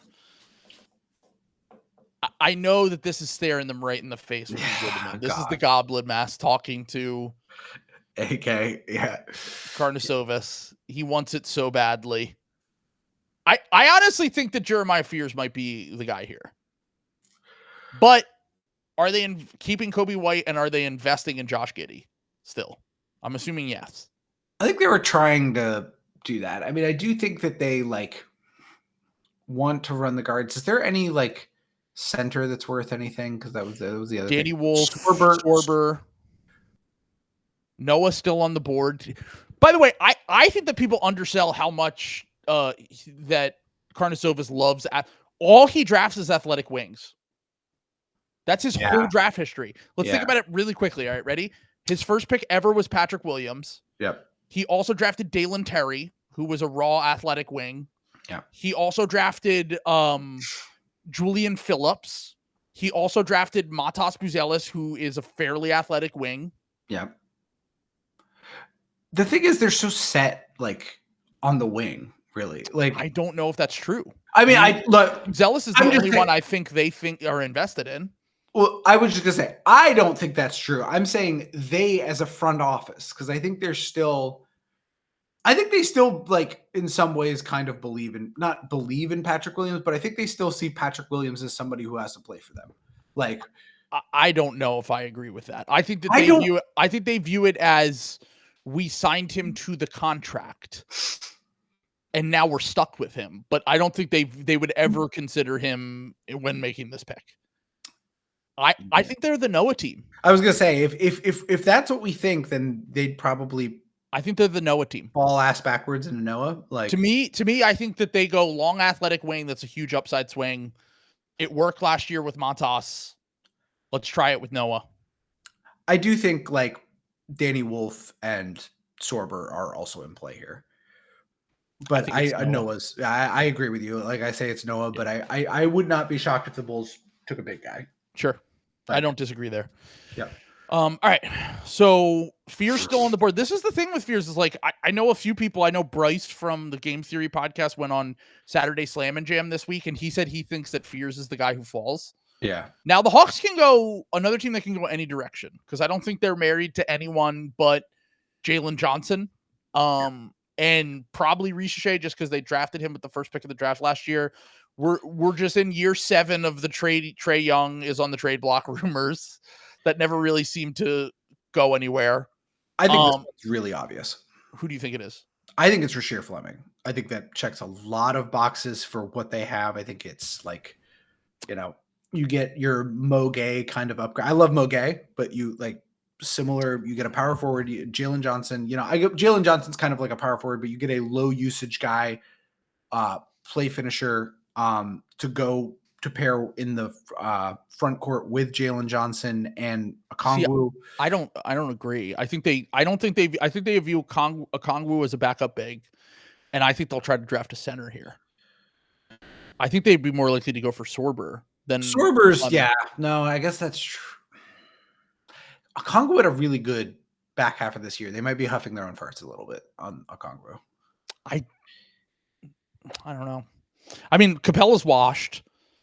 I think new front office, by the way, we have to remember new front office, but the way that the board has broken for them right now, unless they're completely we're off Trey Young and they want to go Jeremiah Fears. Yeah. I mean, I think that they go center instead of 4 just because Jalen Johnson is a true 4. And I think they're married to Jalen Johnson. The rumors have been ownership, and I know it was the old front office, but they said he was the only person on the roster that was untouchable. I mean, I would pick Sorber here. So maybe I think Sorber's fine. The only thing is Sorber is not a pick and roll. He's not like a Malawatch style big. No. He is more of a complementary offensive big that will kind of fill in the gaps. He'll set screens. He'll do some dribble handoff stuff. He'll clean up messes. I don't think that and I think his defense is great. I think he's kind of a boring pick, but I think that's probably the right pick for the Hawks, right? I think so. I mean, I think they're going to look into trading. They're a team that I would like to see get in the mix for Gafford Yeah. when Dallas trades them. I think this is probably a little too rich to be trading a pick this high for Daniel Gafford. So, like, maybe it's not necessarily involving this pick, but Can Sorber shoot at all? I can't remember. I'm like, I think he's like got touch, and I think he's actually been a pretty good. Like, let me look this up while we're. Yeah, I'm being told no. So I think he's got good shooting indicators, if I'm remembering correctly, because usually I like guys like that. And he did pop out to me. No, 72% flying. Yeah. No, he's an not interior big. He shot threes, but he only made yeah. He's a short roll guy. He's a dribble handoff guy. It's his assists. That's what I was thinking of. He has something really good. He's a steals and assists guy, which so it's not a perfect fit. Unless you think Fleming can play the 5, but I think he's just traditionally a 4. No, I see him as a 3-4. Like play finisher, 5th starter guy. So Jakob Poeltl is the comp that Ethan's making in the comments right now for Sorber. Yeah. I think that could work. I'm not like, obviously you think about Trey, you think about pick and roll big. You think like jumps up and is, is Clint Capella, and he's not an athlete, like, at all. Like he's more of he has super long arms though. He is. Yeah. As I say, he's big, but he's not an athlete. So, all right. So, do we want to go with Sorber here? Just because they need a big. Yeah, let's take Sorber. Yeah. Okay. All right. So now we have the Spurs back up on the clock again. Ooh. They're not going to take a guard again, I don't think. No. So we're looking at this is not a great board for them. The way that it's broke. To be honest, could they be the Cedric Coward team? They need wings. I mean, that's the only thing they don't have. Yeah, I was gonna say we've kind of made a run on wings right now. Who's even on the board? Like, would they take the French? One of the other, like, isn't there another French wing? Yeah, there's the other guy. What's the Noah Penda? Yeah, no, probably not. It's a little high for Noah Penda though. Bird Caravan, no. I think they do. I think if the board breaks this way, they would take Coward. Probably. I think Coward's a 3 in the NBA. Yeah. No, yeah, because they just need a wing or size. I think Fleming's also like a possibility here, but I would say Fleming, Coward, and hold on. Fleming, Coward, and is there another big? Maybe Danny Wolf, just if they want to go double big with Wemby. Yeah, I was gonna say he was another one I like kind of looked at, but not really. It's Boogie Fland. He went back to school, right? You want to get really spicy and go Yaxel? Yeah, no, Fland is back to school, and Yaxel also might go back to school. I would break my heart. Yaxel would be awesome with them. Like God, he's so good. I'm so Yaxel pilled. All right, let's go Coward though. Okay, so we'll go Cedric Coward with the 14th pick. All right, so we are down to the Oklahoma City Thunder. God, I mean Presti, best player available. Like he'll always go best player available here. Fierce is best player available. I mean, they do have Topic though, and like it would be perverted to be like another ball handling guard, but Igor Demin is the Josh Giddey mask screaming at him. Oh my God. That would be my dream scenario. I would love that. Well, think about how they draft. I actually think Jace could also be an option here for them. That's a good one. Danny Wolf also. Right. Danny Wolf and Jace. Yeah, it's definitely good. It's the guys that are dribble, pass, shoot, do everything. Like are good. That's how he's been drafting for years now. Jace is. You want to go with Jace? Yeah, I think that's gonna happen. They just all right, but hold on. 2 things. I tend to think that they'll probably look more towards a big. Sure. Just because Hartenstein has 2 years left on his deal. Yeah. They're going to want to run double big lineups in general. We thought they were going to be interested in Filipowski last year before all the stuff happened at the draft with Filipowski. Yeah. They obviously did not. Their last draft, they took AJ Mitchell, who's a guard, Topic, who's a guard, Dylan Jones, who's like a guardish wing, but really a guard. Yeah, they only draft guards. Yeah. I think it's Wolf, though. I think the comments are right. Am I being persuaded here? Here's the thing, though. They're going to trade Dort. I think they address their big issues trading Dort. Like, I don't know I don't if know this they're going to board trade Dort. I think that's what everyone wants them to do, but I don't really think that there's been any. I think if Isaiah Joe's more likely to be traded than Dort. Yeah, but what are you getting for Isaiah Joe? You're attaching picks to make upgrades. Oh. And also, I don't think they're going to be making trades if they win the title. No, yeah, no, absolutely. I mean, But in the future, I think that would be the move. They love Dort, dude. Like Dort is their guy. Root for for better or worse.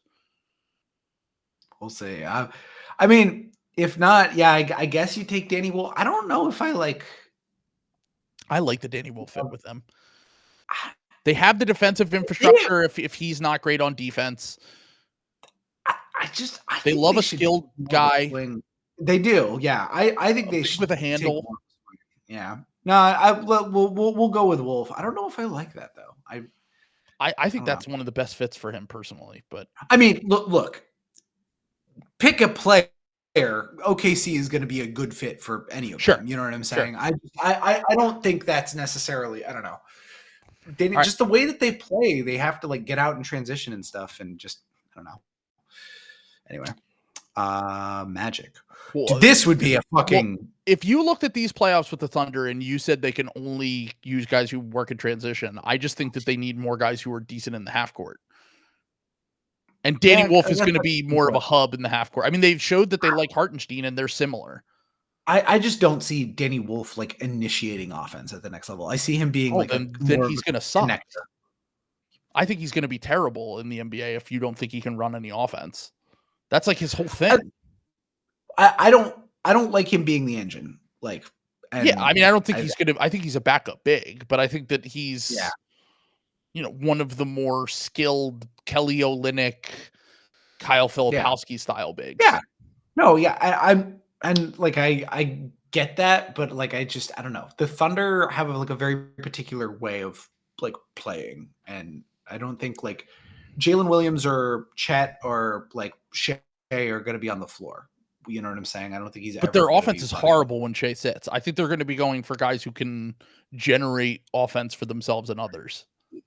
That's like a playoff only problem, though, and I don't think that's not the case. In the regular season, it was really bad too. I mean, it's going to get worse. Was it really bad though? They were plus 13, and I'm pretty sure it was just because their defense was incredible. Maybe. Well, I don't know. I don't. Something is speaking to me. I don't like that fit. But anyway, we've made the pick. It's fine. So the Magic are up on the board at 16. I think they're definitely taking a guard. Jeremiah, I mean, no brainer. This is the biggest no brainer. All right, so here are the guys I think they consider. I think they consider Fears. I think they consider Jace. Yeah, and I think they also consider Walter Clayton, but they might be able to get Walter Clayton later. Yes, I think if Fears slides here, well. I don't really see them as taking Fears. I don't think they're a Fears team. Here's why. Now that I'm thinking about it, now that I'm thinking about it, I think you're right. Because I think he's going to be able to shoot. But the idea with him is that you want to give him the ball and you let him cook. Yeah. They need shooting. Jace can shoot. I think Jace is more competent as a guy that can play off of star wings. For sure. Definitely. Yes. That's like not even that's definitely true. I think that Jace is, even with some of the size concerns, you also have that concern with Fears. Like, I am personally higher on Fears than I think that the Orlando Magic would be. And I think Jace, even with the fact that he's a small guard, the wingspan at least makes up for it a little bit, and they're so guard desperate. Yeah. That they might just say, fuck it. Jace is, I think this is like right. Yeah. And I think this is Jace's range. Like, I think this is like pretty likely to be the team player match. Yeah. So the Magic take Jace at 16. So now we're up to the Minnesota Timberwolves, and they would take Fierce. After taking Rob Dillingham last year, you think they're just going to be like, fuck it, let's take the best player available? Conley is a demon. Are we stopping the slide, or are they going to go who? By the way, we just talked about last Patreon episode we did the players we think can be fits that could play in the playoffs next year. A guy that we didn't think about here was Nick Clifford, who I think is probably one of the more translatable playoff players pretty instantly in We just saw Terrence Shannon. That's why I said it. Yeah, like Who was their other pick last year, and someone that we Yep. knew was going to be able to play pretty instantly in the NBA because he was 24 years old and he was athletic, could shoot, handle the ball a little bit, good defender. That's a good point. Nick Clifford is. They're losing Nickeil Alexander-Walker almost certainly. Yeah. I've always thought of Nick Clifford as because I've always had him like mocked kind of late, where I don't really care like how good of a defender is. Like, what kind of a defender is he? He's a really good defender. He's one of the better defenders in the class. Then I think, yeah. His whole appeal is like defense, rebounding with some ancillary creation. He's rebounding. Yeah, he's what the fuck? Yeah. What? He has like 10 rebounds a game? Yeah, as a fucking 6'6" guy is like Josh Hart. Oh no, they have to take him. I think they would take Nick Clifford if this is the way the board broke. Yeah, no, they have to. No, you're right. You're totally right. They would take Nick Clifford. Yeah. Fears is the guy that's sliding. We're gonna have to end that slide eventually, but Nick Clifford's the guy there. So now the Wizards are up. They could get Fears too. I think they would take Fears at this point. Yeah, or they could get Igor Demin. No. I'm not saying no. Once again, you have to think like the teams. I know. I don't think the Wizards would do Igor. I really don't. Yeah, I agree. I think Fears. I think they would throw a fucking party to get Queen and Fears. Which, by the way, you could see either of these guys going with either, like, you know, like it's very funny. Which one would 6th? Which one would 18th? You know, like. Yep.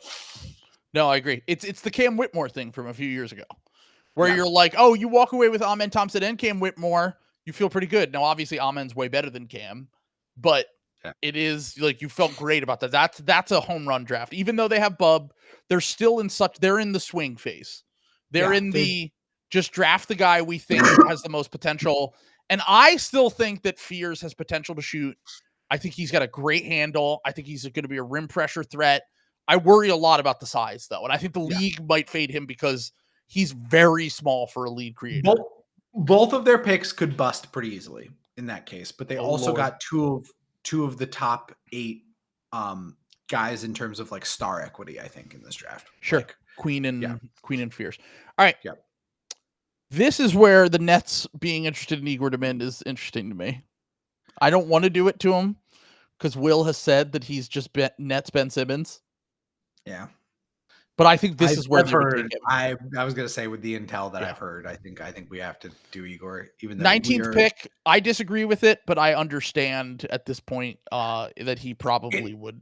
It hurts a lot less bad if it's here than it is if it's anywhere else. But I don't disagree. All right. Now we have the Miami Heat who are picking with the pick that they got from the Jimmy Butler trade, the 20th pick. Is this Rasheer Fleming? Who else is on the board? We have Liam McNeely. Will Riley, Walter Clayton. Well, I was going to say Walter Clayton might be the pick here, actually. LeBaron Fillon. Well, no, they have Tyler Hero. Yaxel. Do we know if Yaxel's staying in the draft, though? I don't think he's made up a decision yet. Yaxel, it does kind of feel like. Tahad Pettiford, who just crushed the combine scrimmage. Miles Bird. Alex Caravan is going back to school. I don't know why he's still on here. Yeah. Now we're looking at guys down here, and I don't think that this is plausible. I think the guys that jump out at me are Yaxel. Mm-hmm. I do think they could use another good guard, so I do think Walter Clayton, Florida guy. Sure. There's a lot of attachments there. I also think Rasheer Fleming is another like possibility here. So Rasheer Fleming seems like the no-brainer pick to me, where it's just like, oh, the Heat just take the guy that has like a translatable role. Yeah, they think can play, but then again, they just drafted Ware last year. So they have Bam, Ware are their bigs, but they have no other bigs, and then he would be just a 4 for them. Yeah, but he is long, athletic, showed some shooting ability this past year. Good play finisher. Now, I do think that the Ware fit is a little bit clunky, but the Bam fit could be good. Yeah. Do you think they go with Fleming? Who do you think they go with? I kind of think they go with Clayton. I'm going to be honest. Okay, so Clayton. Yeah, well, we only have to consider Hero. Yeah, Hero's the only one, and their offense dies every time he goes off the floor. Like, yeah, I could see them taking Clayton. I could definitely see them taking it. The Florida connection, the fact that he is a good college player. They just drafted Jaime Jaquez a few years ago. Didn't care about his age. Yeah. Rashir's, I think, 21. I think Clayton's 22. I could definitely see them going in that direction. Yeah. I'm more inclined to think that. I mean, well, I'll give you this one. I'll give you Clayton. Let's go through their roster, though. Hold on. Like, before we do this. Their roster is almost irrelevant to the conversation. I feel like their roster could be completely different. Because I guess, but do they need wings? Because I feel like they do kind of need. I don't know. It's so hard to tell. If they keep Hero, I don't think Clayton and Hero can play together. Yeah. Although Miami always figures out a fucking way. Yeah. They do play a lot of guards too. I think they take Clayton. Let's take Clayton. All right. So Utah Jazz up on the board. Now. They already took Trey Johnson. Now they're up at 21. Who do you think who they would pick? Are any of these guys stashable? Like, I think Ben Seraph is coming over. Is Hugo coming over? I can't remember. I don't know about Hugo. I have no idea. Nolan, I think, is coming over. Nolan Traore. I would think they'd be trying to stash a guy here. I don't know if they're stashing guys. I think that they need, like, I honestly think Fleming wouldn't be the worst case scenario for them just because they need, like, NBA players. But I think they would want, like, a bigger swing. A swing, yeah. You know what I'm saying? And Rasheer is not a swing. He is what he is, you know? Like, he's a plug and play. And we're getting to the range where, in theory, we should have some plug and play teams that need Rasheer Fleming. Yeah. I think they might take an international guy here and just fucking... I don't know the draft and stash guys. If I knew the draft and stash guys, I would say sure, but I don't know who they are. I think they're all coming over, though. Like, so, I don't know. I don't think they're bad. Like, Hugo or Ben. I don't think they have an option. I just love Dink Pate's name. That's such a good name. Dink Pate. Dink Pate. Jojo Tugler. Another great name. That's so many good names. So yeah, all right, let's think about what their priorities are here. They want to take a swing. Pettiford's an interesting one, but they just took Trey Johnson. So to take Pettiford and Trey Johnson, and they already have Keontae George, not that they should be considering anyone on their roster. This is the one team I think should just not ever consider anyone on their roster. On their roster, yeah. I mean, I would take Rasheer Fleming here just to get like NBA talent on the but I don't think that's not really been their MO. Like they have taken swings recently. I mean, Filipowski was closer to that, than their other picks, but he was also a second round pick. Yeah, Liam McNeely would be a great culture fit. I don't think it's crazy that they would take Liam McNeely. He's quote unquote the guy who falls. That's been their strategy the last few years. They always stink, but that's been their strategy. It's like, oh, this guy was projected to be a lottery pick, and we got him at 24, 22. Because Liam McNeely's a high school pedigree guy, right? Yep. So. By the way, once again, this is no insult to Khan, who is one of my favorite prospects in this draft. Liam McNeely played high school basketball with Cooper Flagg, and so did Khan, and Khan looked amazing playing with Flagg this year. I think Khan's a way better prospect than Liam McNeely, but Liam McNeely got to play high school basketball with Cooper Flagg and ended up on a top program because of it and kind of fell flat on his face at UConn. Yeah. Yeah, that's tough. I don't know. God, I have no idea. I literally have no idea. I have no feel for the Jazz. I don't. All right, let's just take Liam McNeely or Rasheer Fleming, one of the two. Let's take McNeely. Feels more like something they would do. Sure. Definitely a great culture fit with Walker Kessler and Lauri Markkanen and Kyle Filipowski, and they need more show up super early. You could get Rasheer Fleming for the Hawks right here. Yeah, let's do it. So they could walk away with Swerber and Fleming from this draft. New front court. Who dis? Love it. Yeah, front court. Yeah, great. Now we're at the Pacers, who are another team that doesn't really need prospects. I could easily see them trading this pick because they are already not playing multiple guys that they've drafted recently. I think Demon Pritchard would take fucking Yaxel here. So this was actually, it's funny. You and Chuck are just so on the same page in this draft. Yeah. He said to me, Yaxel is where he, like, if Yaxel stays in the draft, this is the spot for him, he thinks. I think I just like, I see the Pacers as kind of like Oklahoma City light. You know what I'm saying? Like where Great developmental context. Yeah, developmental context. They want their guys to be able to do a lot of things usually. Sure. And Yaxel is like the Swiss Army knife kind of like hub guy. You know what I'm saying? Like his statistical comp is like kind of Obi. It's not quite right, but like Obi Toppin like comes up a lot when you do like some of the, like the similarity things. I could just see them being someone that like that comes up big on their board. And I think Demon Pritchard, I think that would be exactly the type of guy he would go after. So yeah. All right. So we'll go with Yaxel here. Yeah. All right. Now we're at pick 24. Oklahoma City's up again. God damn it. They have another fucking pick. We took a big the first time. Man. Ben Seraph. For reasons. Ben Seraph and Danny Wolf together again. Let's go. Name the last 3 good players Pritchard picked in the draft. It's not about picking. It's not about picking. It's about talent. Well, we have to name this now because Jonathan donated $5. All right. Okay. The last 3 good players that Pritchard picked in the draft. Man, it's tough. Nemhard. Yeah. I mean, I'm not a Mathurin guy. Are you a Mathurin guy? No. Wait, okay. I like Jarris Walker, but I might have to take the L on that if he doesn't break into their rotation at some point here. Isaiah Jackson's a fine backup big. I think he took him in the 20s. Jonathan is kind of right, though. He doesn't draft particularly well. That's how he built this team, was that it kind of forced him to get where he is now. Ben Shepherd. I think Ben Shepherd was a good pick. Ben Shepherd's a fine pick for where he went. I just think that you think way higher of Ben Shepherd than I do. I think he's like a fine player. Here's the other thing, though, is they also like weren't really picking high. The bad one is Chris Duarte. Is that hurts. I think did they also draft TJ Lee, or am I making that up? What was like? I think that was also him. I don't think Jonathan's wrong. I think the reason why Pritchard's had to pivot is because he's drafted pretty bad.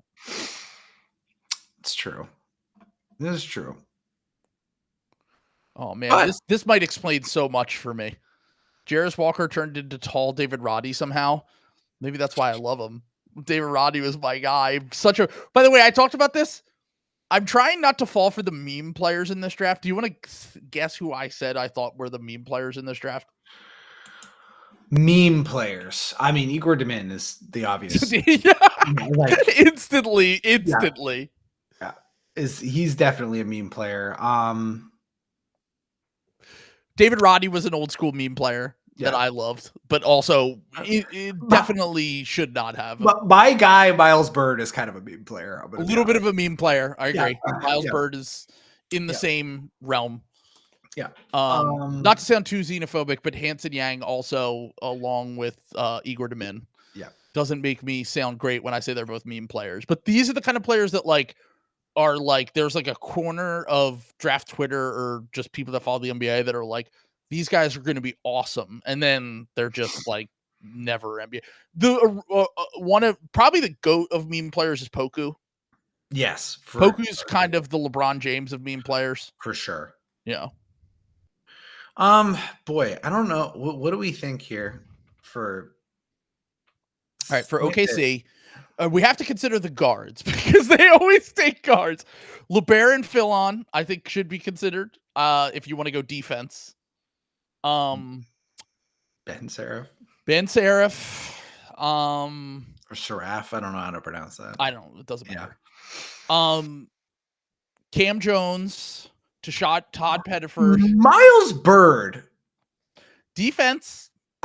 Miles Bird honestly checks a lot of. I actually very Presty player. That is a very Presty move, and I think I agree with that. Consensus. I bet they would probably draft Miles Bird here. I agree with that. Yeah, I don't love his offense, but he's a quote unquote high field player, I guess you could say, connective passer. Like I think he is. Like I think his offense is just too rough. Weird. He's just so weird. But his defense is like Stock's legend. Like I had a so I dug through, speaking of calculator rat guys. Yeah. I dug through Kevin Pelton's mock or his personal board where he ranks all of the guys. Yeah. Which he was one of his guys that was a sleeper in this class. Do you want to guess where he had Miles Bird ranked? I was gonna say, because I know Miles Bird is a stocks demon, and like that is. But to be fair, they have a very high hit rate. Yeah. Paul Reed, second round. Yeah, don't have to sell me. I think Miles Bird is good. I genuinely think Miles Bird is good. I'm gonna guess Pelton had him 11 on his board. 13. The stats had him number 5 of this whole draft. Which I'm saying, dude, like he's got like an insane statistical profile. It's crazy. Like my top rated sleeper who's outside the first round of the top 100, Miles Bird rates well because of his rare combination of steals and blocks. Over the past decade, only 4 other draft picks have projected for at least 2 steals per 100s and a block percentage of 2% on opponents' 2-point attempts. OG Anunoby, Tari Eason, Paul Reed, Matisse Thybulle, and Zion Williamson. Pretty good company. And the Matisse comp is like what's scaring everyone away. He's so much better on offense than Matisse ever was. Like he has way better offensive feel than Matisse. Like Matisse is just not. No, I agree. Yeah. I think he's a little bit too frail personally for me. I think to be like a high level NBA player, but I think at this point in the draft, like he's your kind of guy. Yeah. Because to me, when I watch him and I look at all of his stuff, it's very Diet Anthony Black. Yeah.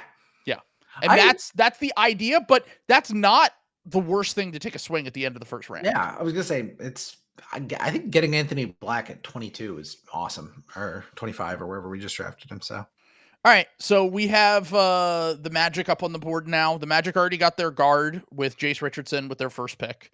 Do they take another swing on a guard here? Do they go Cam Jones? Do they go Pettiford? Or is that too small to go Jace Richardson and Pettiford? Do they go with another athletic wing and Noah Penda? Do they go?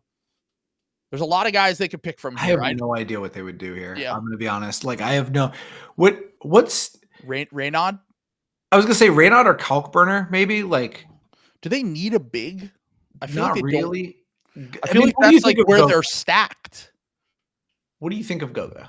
You know what I'm saying? Like, I think they might trade Goga, which would be if they do trade Goga and it's for a guard upgrade and they say let's say they just trade Goga for a guard, and Mo Wagner's out until January. Yeah. Interesting. I didn't realize that he was out until January, but I do remember he had a pretty serious injury. I think he tore his ACL, if I remember correctly. So, and then you have, then your bigs get thin. Then you just have Wendell Carter and Jonathan Isaac, who just had a weird season. Yep. I don't disagree that they could go big here after going guard. Yeah. With the first one. Do we want to go? I mean, who are the bigs on the board? We have Condon, Kalkbrenner and Raynaud, Johnny Broom. I said Kalkbrenner because he's like a true shooting demon. You know, like he's only 34% from 3, but like has a 68 true shooting percentage. And by the way, I don't know how to pronounce this guy's name from Illinois. I can't remember, but what's his name? Shamit Dua, for Pelicans beat reporter. When we were in New Orleans, he told me he's really high on this guy and he thinks he'll be an NBA player. Just something to throw out there. Okay. I only I don't know a ton about these bigs, to be completely transparent, other than Johnny Broom, who I knew was a beast in college, but there's a lot of questionable stuff about his translation. I was gonna say I don't think anybody had a worse draft combine than him, maybe. Like, yeah, I was gonna say Kalkbrenner, certainly more translatable. It feels like right away. Raynaud is if you're going just for the stretch big option, right? Yeah, Raynaud maybe.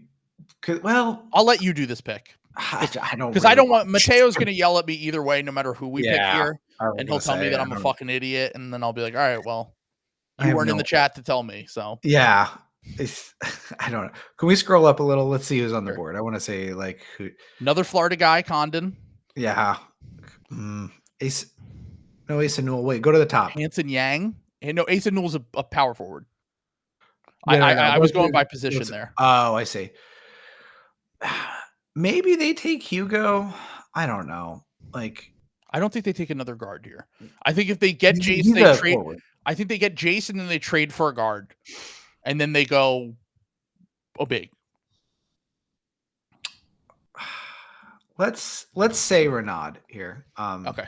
Just because they all right, good. Now Mateo can yell at you. Make Mateo yell at me. Yeah, awesome. Vagberg and Mateo are gonna be just giving me the business in the fucking chat later. All right, now we have the 26th pick, the Nets. So the Nets are another team that can once again go 100 different directions here. This is maybe kind of where we're in. I'm not a Newell guy, but now we're starting to be in Newell range where there's not a lot of guys left on the board that we already had them take Igor Demin and Khan, but I would have them taking LeBaron, Philon if they did not take those guys. I think they're going to trade Claxton though. I think they would want to get a big to go with their own chart. I'll give you Asa Newell. I think Asa Newell is who they would pick here. They did draft Noah Clowney a few years ago. They obviously drafted Claxton, another Georgia big. Yeah. I think if someone said that was a comp for him, I'm with you. I don't see it without. I don't think he's. I think he's like a normal rotation big. So they have another pick back to back, by the way. Oh, okay.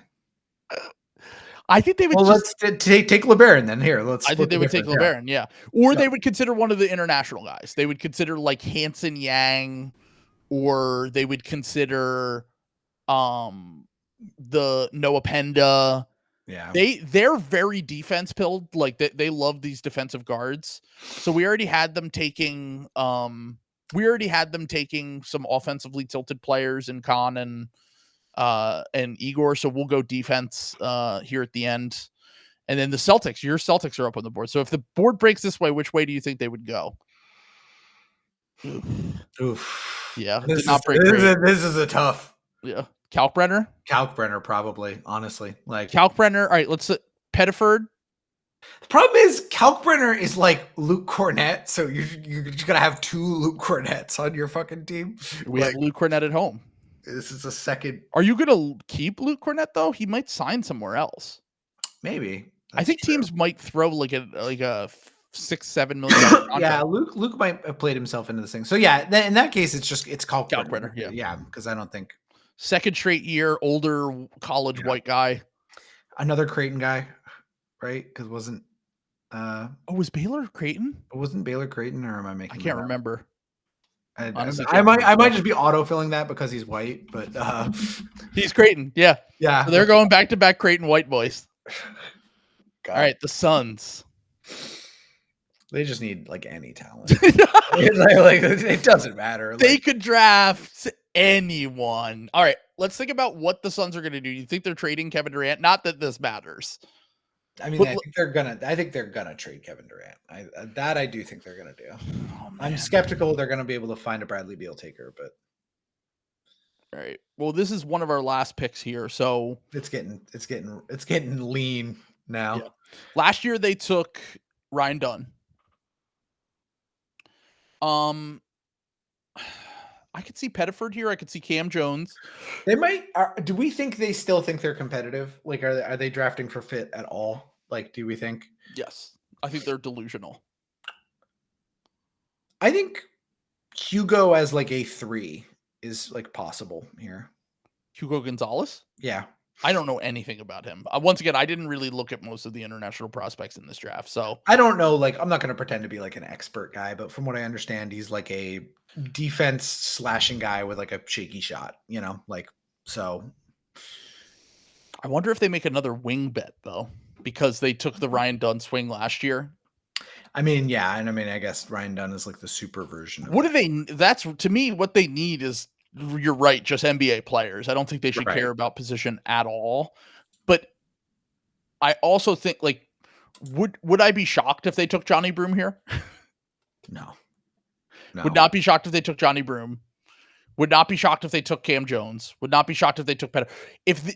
My thing is, I think they're going to take players they want to play right away, which is why they did that. Keep in mind why they did that trade. This is the pick they got from trading their 2030 pick. And it's the 29th pick in this draft. That's so fucking tough, man. And then they have 2 more of these worse of Cavs and Michigan State. I was going to say Minnesota. Michigan State is just on the brain because Ethan commented it, and it's also a connection with Ishbia only gets Michigan guys. God damn, dude. What is it? What was that trade even? Bro, what are you talking about? The Jazz? You don't remember that? Oh, because it was Jazz. That's where they got the picks. It was from the Jazz. Fuck. God damn. I was just like, how did they end up with a Cleveland pick? That's how. Okay. Yeah.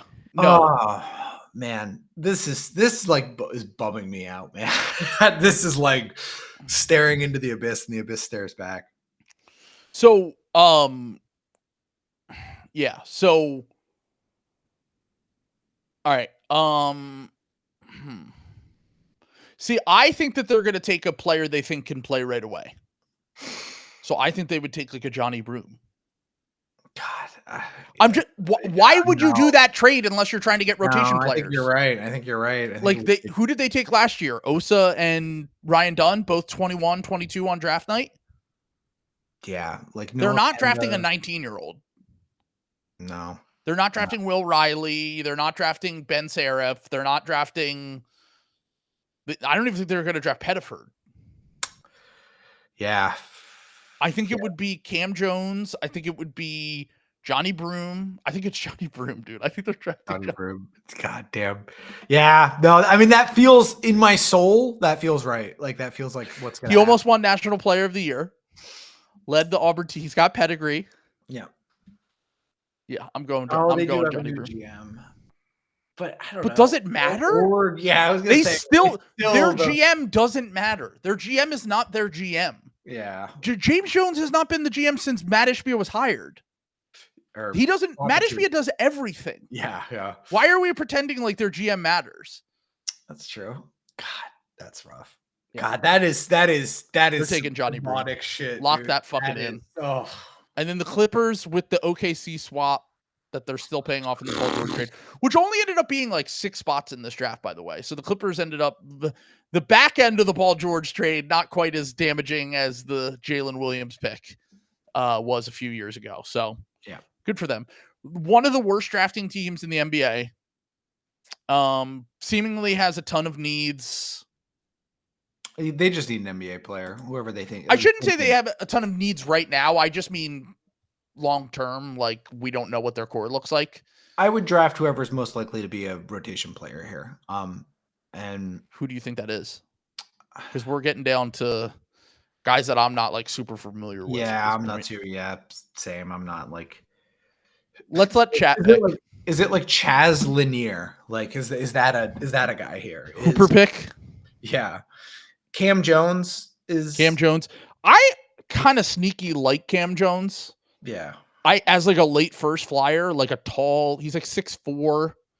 He can, I thought his issue was that he couldn't shoot, but the thing is he had a really good shooting year and then he had a bad shooting year. He's not a great pull-up shooter, but he can shoot off the catch. And he's a tall playmaker. I think I would consider taking him. Yeah, I would say Cam Jones is another one. I do think like they'd look at, I know they don't usually pick guys this young. I do think they'd look at Will Riley too. But someone said Penda, have they ever taken an international guy? I don't think that I can't remember a time they've drafted an international guy. No. SGA. One that didn't go to college. Okay, gotcha. Yeah. Like, I think they drafted Chris Kumaji was his name or something like that. I'm way off on that. But he also went to college, if I remember correctly. Yeah, no. They drafted someone else that was in that same mold, but that was an immediate bust. They are so bad at drafting. I was going to say, I remember them drafting Diamond Stone. Do you remember that? I mean, Diamond Stone, who was the guy? Bryce Johnson. Who was the Kobe? Not Kobe Buffkin. The other one. Cobb and Gali was it? Oh, He was an immediate bust. Chris Kumachi was who the Sixers got around that same time, but we got him as like an undrafted guy, I think. Milos. Yeah, I mean, these aren't good things. By the way, Nolan Traore, if he's still here, do they just take him? I mean, maybe they just need like upside swing. So yeah, like I would do something like that. Sure. Like, all right, fine. Let's just do it. Let's just do it. Let's just take our medicine here. This is the point where you and I kind of. Yeah, I gotta learn more. We need Chuck. This is the Chuck and Maxwell part of this. Exactly. Draft. Yeah, exactly. All right, what a beautiful first round mock draft we have here. Let's run down Cooper Flagg, Dylan Harper, VJ Edgecombe, Ace Bailey, Trey Johnson, Derek. I mean, this is pointless. Why am I reading this down when I'm not saying the teams? Yeah. If you're not watching on YouTube, go look at YouTube, or I'll post a picture on Twitter too. But I'm not going to read down. It's not good podcast content to read down literally everyone here. But I think we did a pretty good job. There are a few ones that I'm not super sure about. Yeah, I would say some of this is demon mode. You know what I'm saying? Yeah. Like, do we think Khan getting to 8 doesn't necessarily feel right to me? But once again, I am high on Khan. You were high on Khan. I don't think the league's as high on Khan as we are. Yeah. How many times? When was the last time we had a player in Khan's mold go in the top 5 of a draft? Yeah. No, I'm genuinely questioning. Yeah, like even Jimmer was like, Jimmer was picked like what? Oh, I guess Reed technically would be. Reed, yeah. Yeah. But yeah, I'm wrong. Reed last year. Yeah, but does Reed go top 3? Yeah, he would not go top 3 in this draft. Though. No, he would be like the 7th pick in this draft. Reed like started the process. We were talking about like Reed rose throughout the process. Like Reed, when we started talking about him, was like, "Is this guy a lottery pick?" And then, yeah. No, I agree. So yeah, this is the fallers we have here. I could see it going one of two ways, where either Queen falls or Fierce falls. We had Fierce fall all the way to 18. Yeah. The reason why, and then the risers obviously are Coward. Yeah. Sorber a little bit. I think Sorber was thought of to be like a 20s pick, but I could see him going Lotto. Yeah. And then I mean, Fears is the real faller for us. Danny Wolf's another riser, good call. Yeah. The reason why I think that Fears could fall is because I think a lot of teams are thinking that I don't agree with the evaluation, to be clear. I still think I would take him in the lottery just as a swing. Yeah. But I think a lot of teams will be scared of the fact that he's super short and the fact that he is going to project to be a lead guard. And a lot of these teams already have on-ball guys they're trying to develop. And if Fears projects to be that, then I'm not super certain, to be honest with you. Yeah. So. Yeah. Well, I think we did as well as we. I think some there's some mystery box teams like the Trailblazers. We just put Carter Bryant there, but I have no fucking idea. We're kind of just going on gut feeling with a few of these, where it's like, the Jazz need an upside swing. The Blazers need rotation players. They like athletic wings. Yeah. There are a few teams that I think could trade out. I don't think trade out entirely, but maybe like trade down. I've thought about a few teams that obviously the Blazers would like to trade their pick. They traded their pick last year for Denny. Yeah. We could see a similar style trade as well. Jonathan, I think you're lovely people that did their best. Thank you. Thanks. Thank you for being nicer than TikTok, who's posted a photo of us and then said draft experts, quote unquote.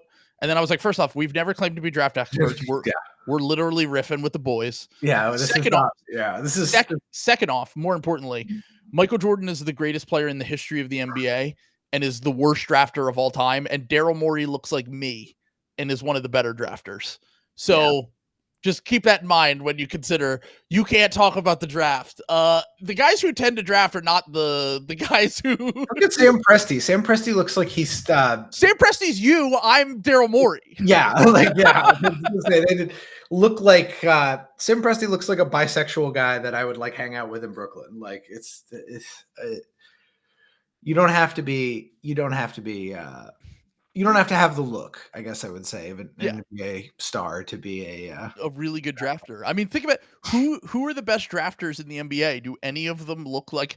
I mean, I feel like none of them are any former players. I think Dumars is probably the best, and he made one of the worst picks of all time. Yeah, I mean, you're always gonna miss. I think. No, but that pick, that is like. I mean, that is one of the worst misses of all time. Like, but the late first, early second Dumars is a baller. I mean, Chris Middleton, Danny Ainge was a really good draft. Danny Ainge is a good one. That's a good one. Yeah, he was a really good drafter until he wasn't. So. And once again, this is what you've always talked about. Where sometimes we have these ideas of what GMs can be, Masai, Morey, Ainge, and then they just fall off at a certain point. Yeah, you lose your fastball. Was Larry Bird a good drafter? I feel like if I remember correctly, he kind of was, because he built that team. I don't want to hand it to ISIS, but if I remember correctly, Isaiah Thomas wasn't a terrible drafter. He was bad at everything else, but was not a terrible drafter. He actually was pretty decent. Didn't Landry Fields kind of do a good job? Did we ever slop trial Landry Fields? No. Okay, so he had so small of a sample. Yeah.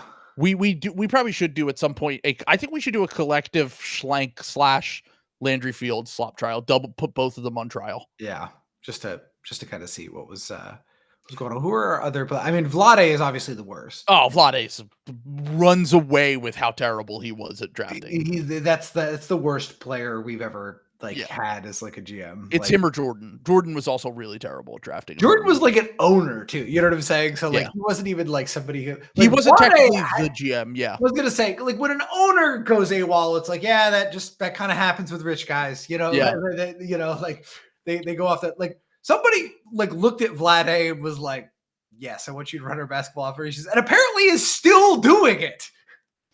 Who's our current best drafter? You would say? Would you say Conley? Yeah, I mean, probably Conley. I mean, Conley took Jokic in the second round. I know it's still dumb luck. Yeah, but that's pretty good. I would say that's pretty good. Jamal Murray, where he got him, was pretty good. Yeah. Did he take McDaniels? Was that him, or was that the? No, that was before him. That was before him. McDaniels he inherited. Okay. He did draft. Last year it was Rob and Terrence Shannon Jr.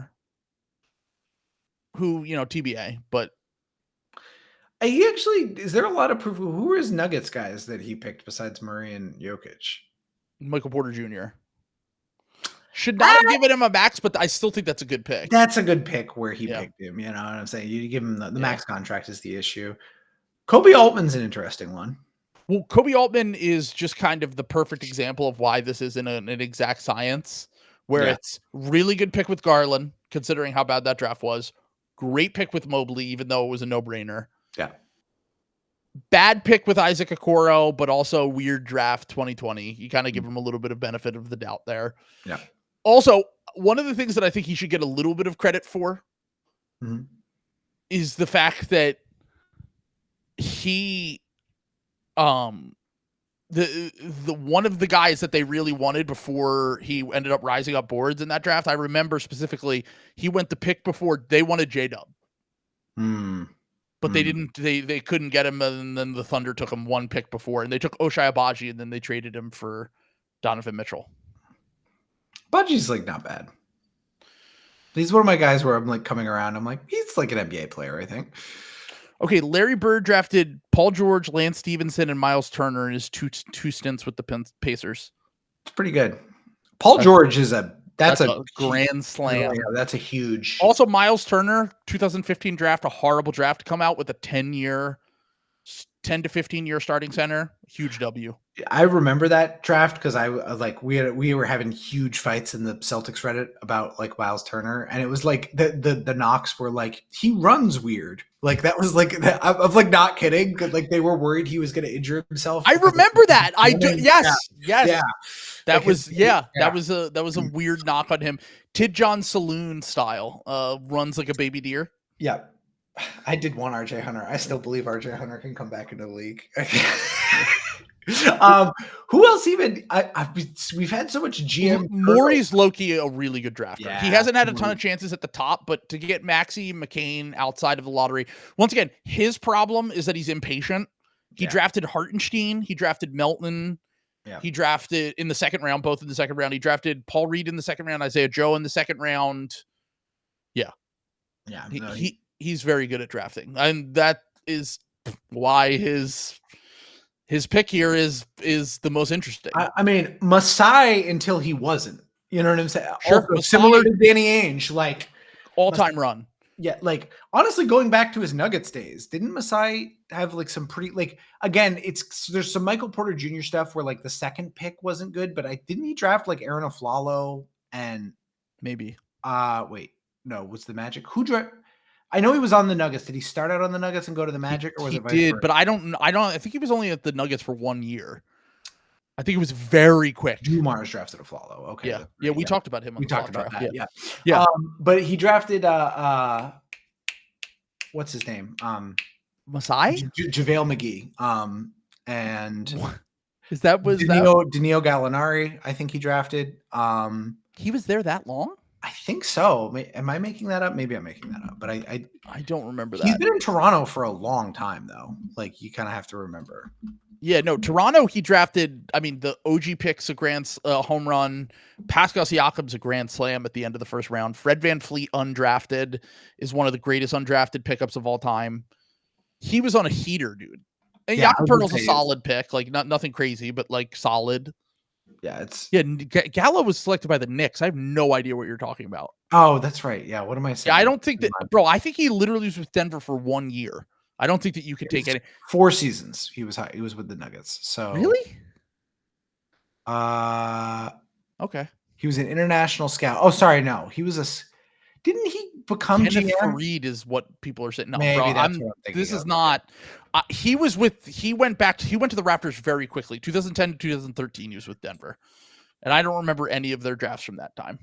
But he did get them. That means that he got them Andre Iguodala, if I remember correctly. I'd have to figure that out. I'd have to go back and see. I did love the Kenneth Faried pick though. Like where that was. I think they got him in the 20s. All-time analytics love pick, by the way. If you just a little fun fact here, that if you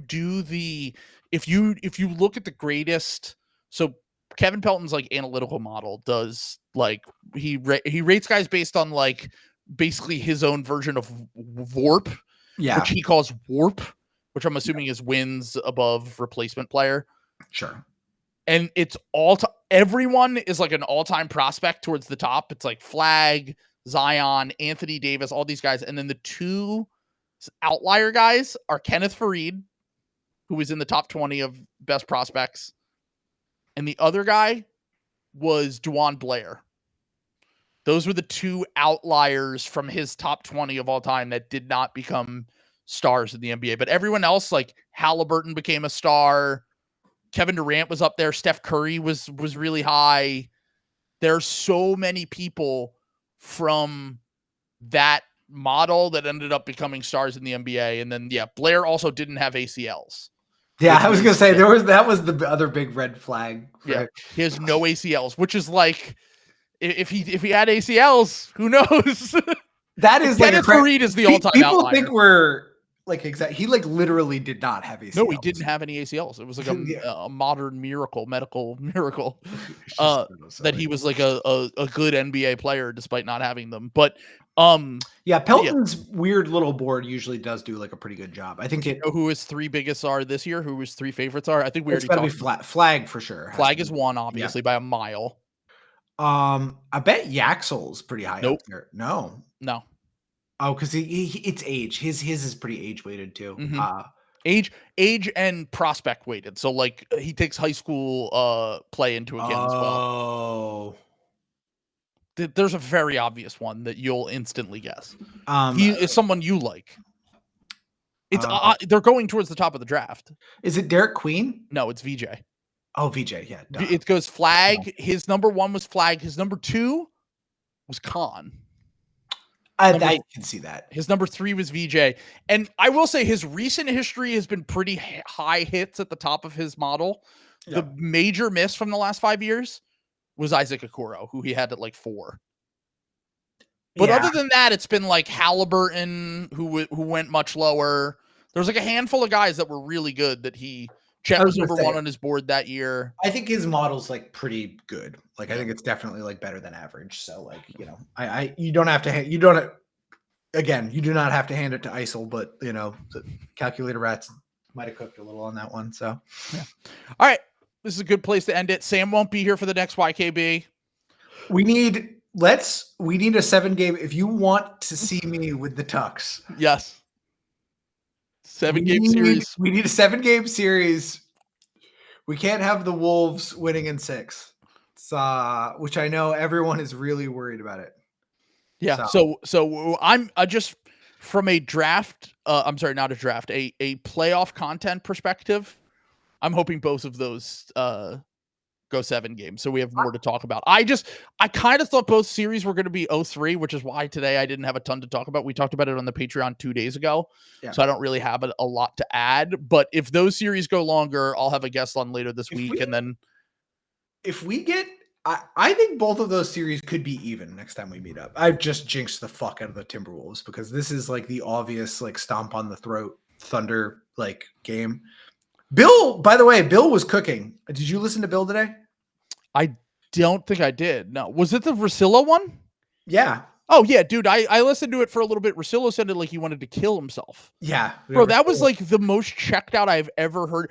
Every time Bill asked him a question, he was like, I don't know. And I was like, why are you on this podcast? I thought he was like mad at him. He was like, it sounded like it. He kind of was more snippy with Bill than he usually is. Like, it was very funny. But Bill was cooking with what I was saying about the Thunder, where it's like, if they get behind like pretty big, they're not really like built to like take that over. Like he didn't cite why that is because they don't really have a great offense and they need turnovers and like they need teams to start pressing and like fall behind and like, you know, you get into their trap. But sure. Russillo was like flabbergasted that they were shooting 34% for 3. And I was like, why? I mean, I know they shot really well in the regular season, but were you really expecting Isaiah Joe to like just roll over that 40% 3-point shooting? Like, Isaiah Joe's been like virtually unplayable, which is very funny because I literally had a tweet from last playoffs where I was like, look, I still hate that we let Isaiah Joe walk for nothing, but it was very obvious he's not a playoff level player last year. No. Yeah. Wiggins, I expected to be a little bit, I like Aaron Wiggins. Caruso has been the real game changer for them off the bench. Like he's been their second or third best player in this playoff run. Like he's been amazing. When do you think, if they go down 2-2, do you think they turn to Tice?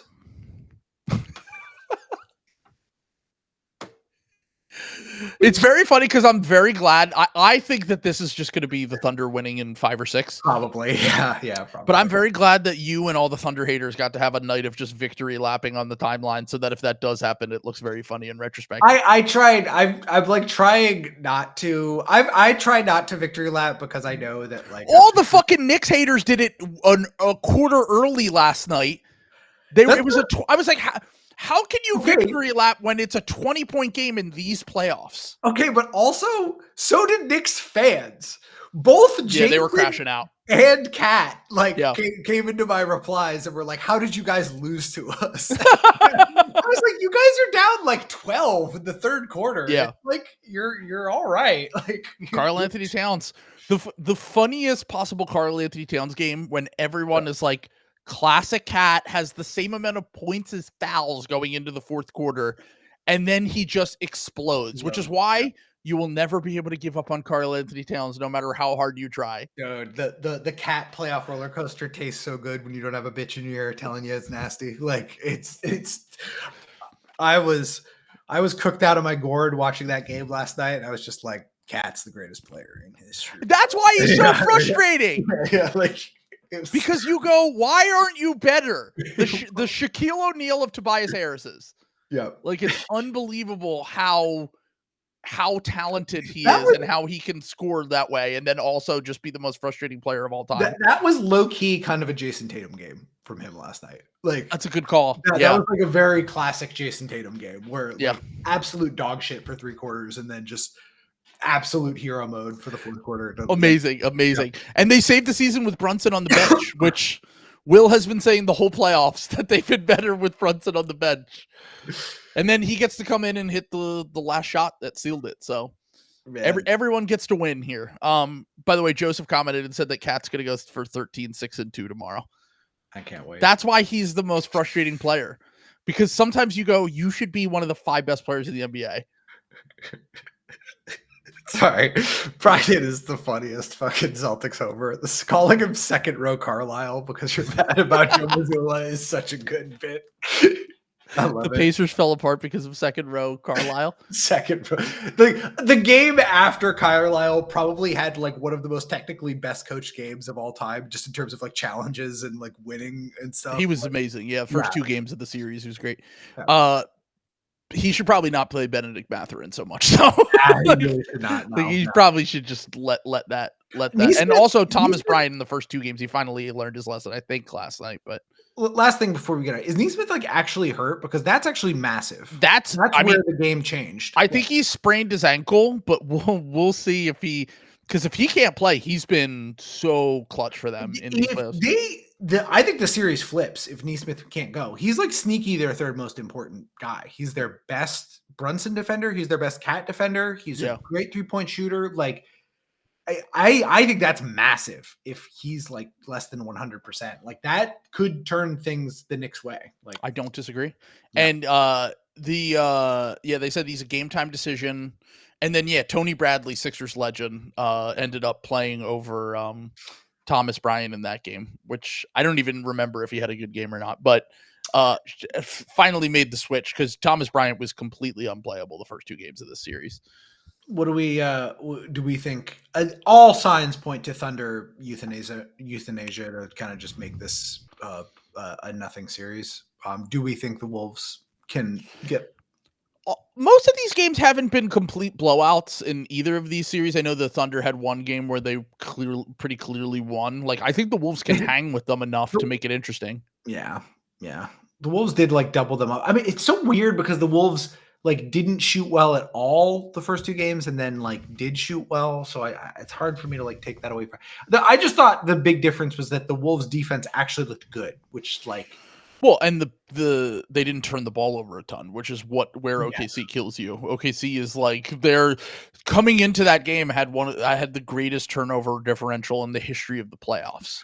So Julius Randle, I don't need a week. I don't need a month. Can you give me one more day? And then I'll go to Ant, and then I'll go to Gobert for the next 2. But I still think the Thunder win that series. I've stuck with it the whole time since preseason. I have to stick with it now. I think this is the swing game. I think if the Wolves, I think you got a nervous crowd in OKC for Game 5 if the Wolves can send it back 2-2. If the Knicks can win this series, which I still think that the Pacers probably win, but all those games have been close, so it's impossible for me to say. Yeah. If the Knicks can win this series, I just can't. I need to stop caring about anything anymore. Like I need to just be like, there's no logic or anything to be applied to any of this stuff, and that they can beat the Thunder in the finals, even though I still would pick the Thunder. Like I just think that we're getting to a point where it's like, all right, well, the Knicks, that none of this Knicks stuff makes sense. And I mean, what is the funniest outcome? The funniest possible outcome? I kind of think the Knicks winning is the funniest possible outcome. The Knicks winning in like a 7-game series where they look like they're out of it like 4 times.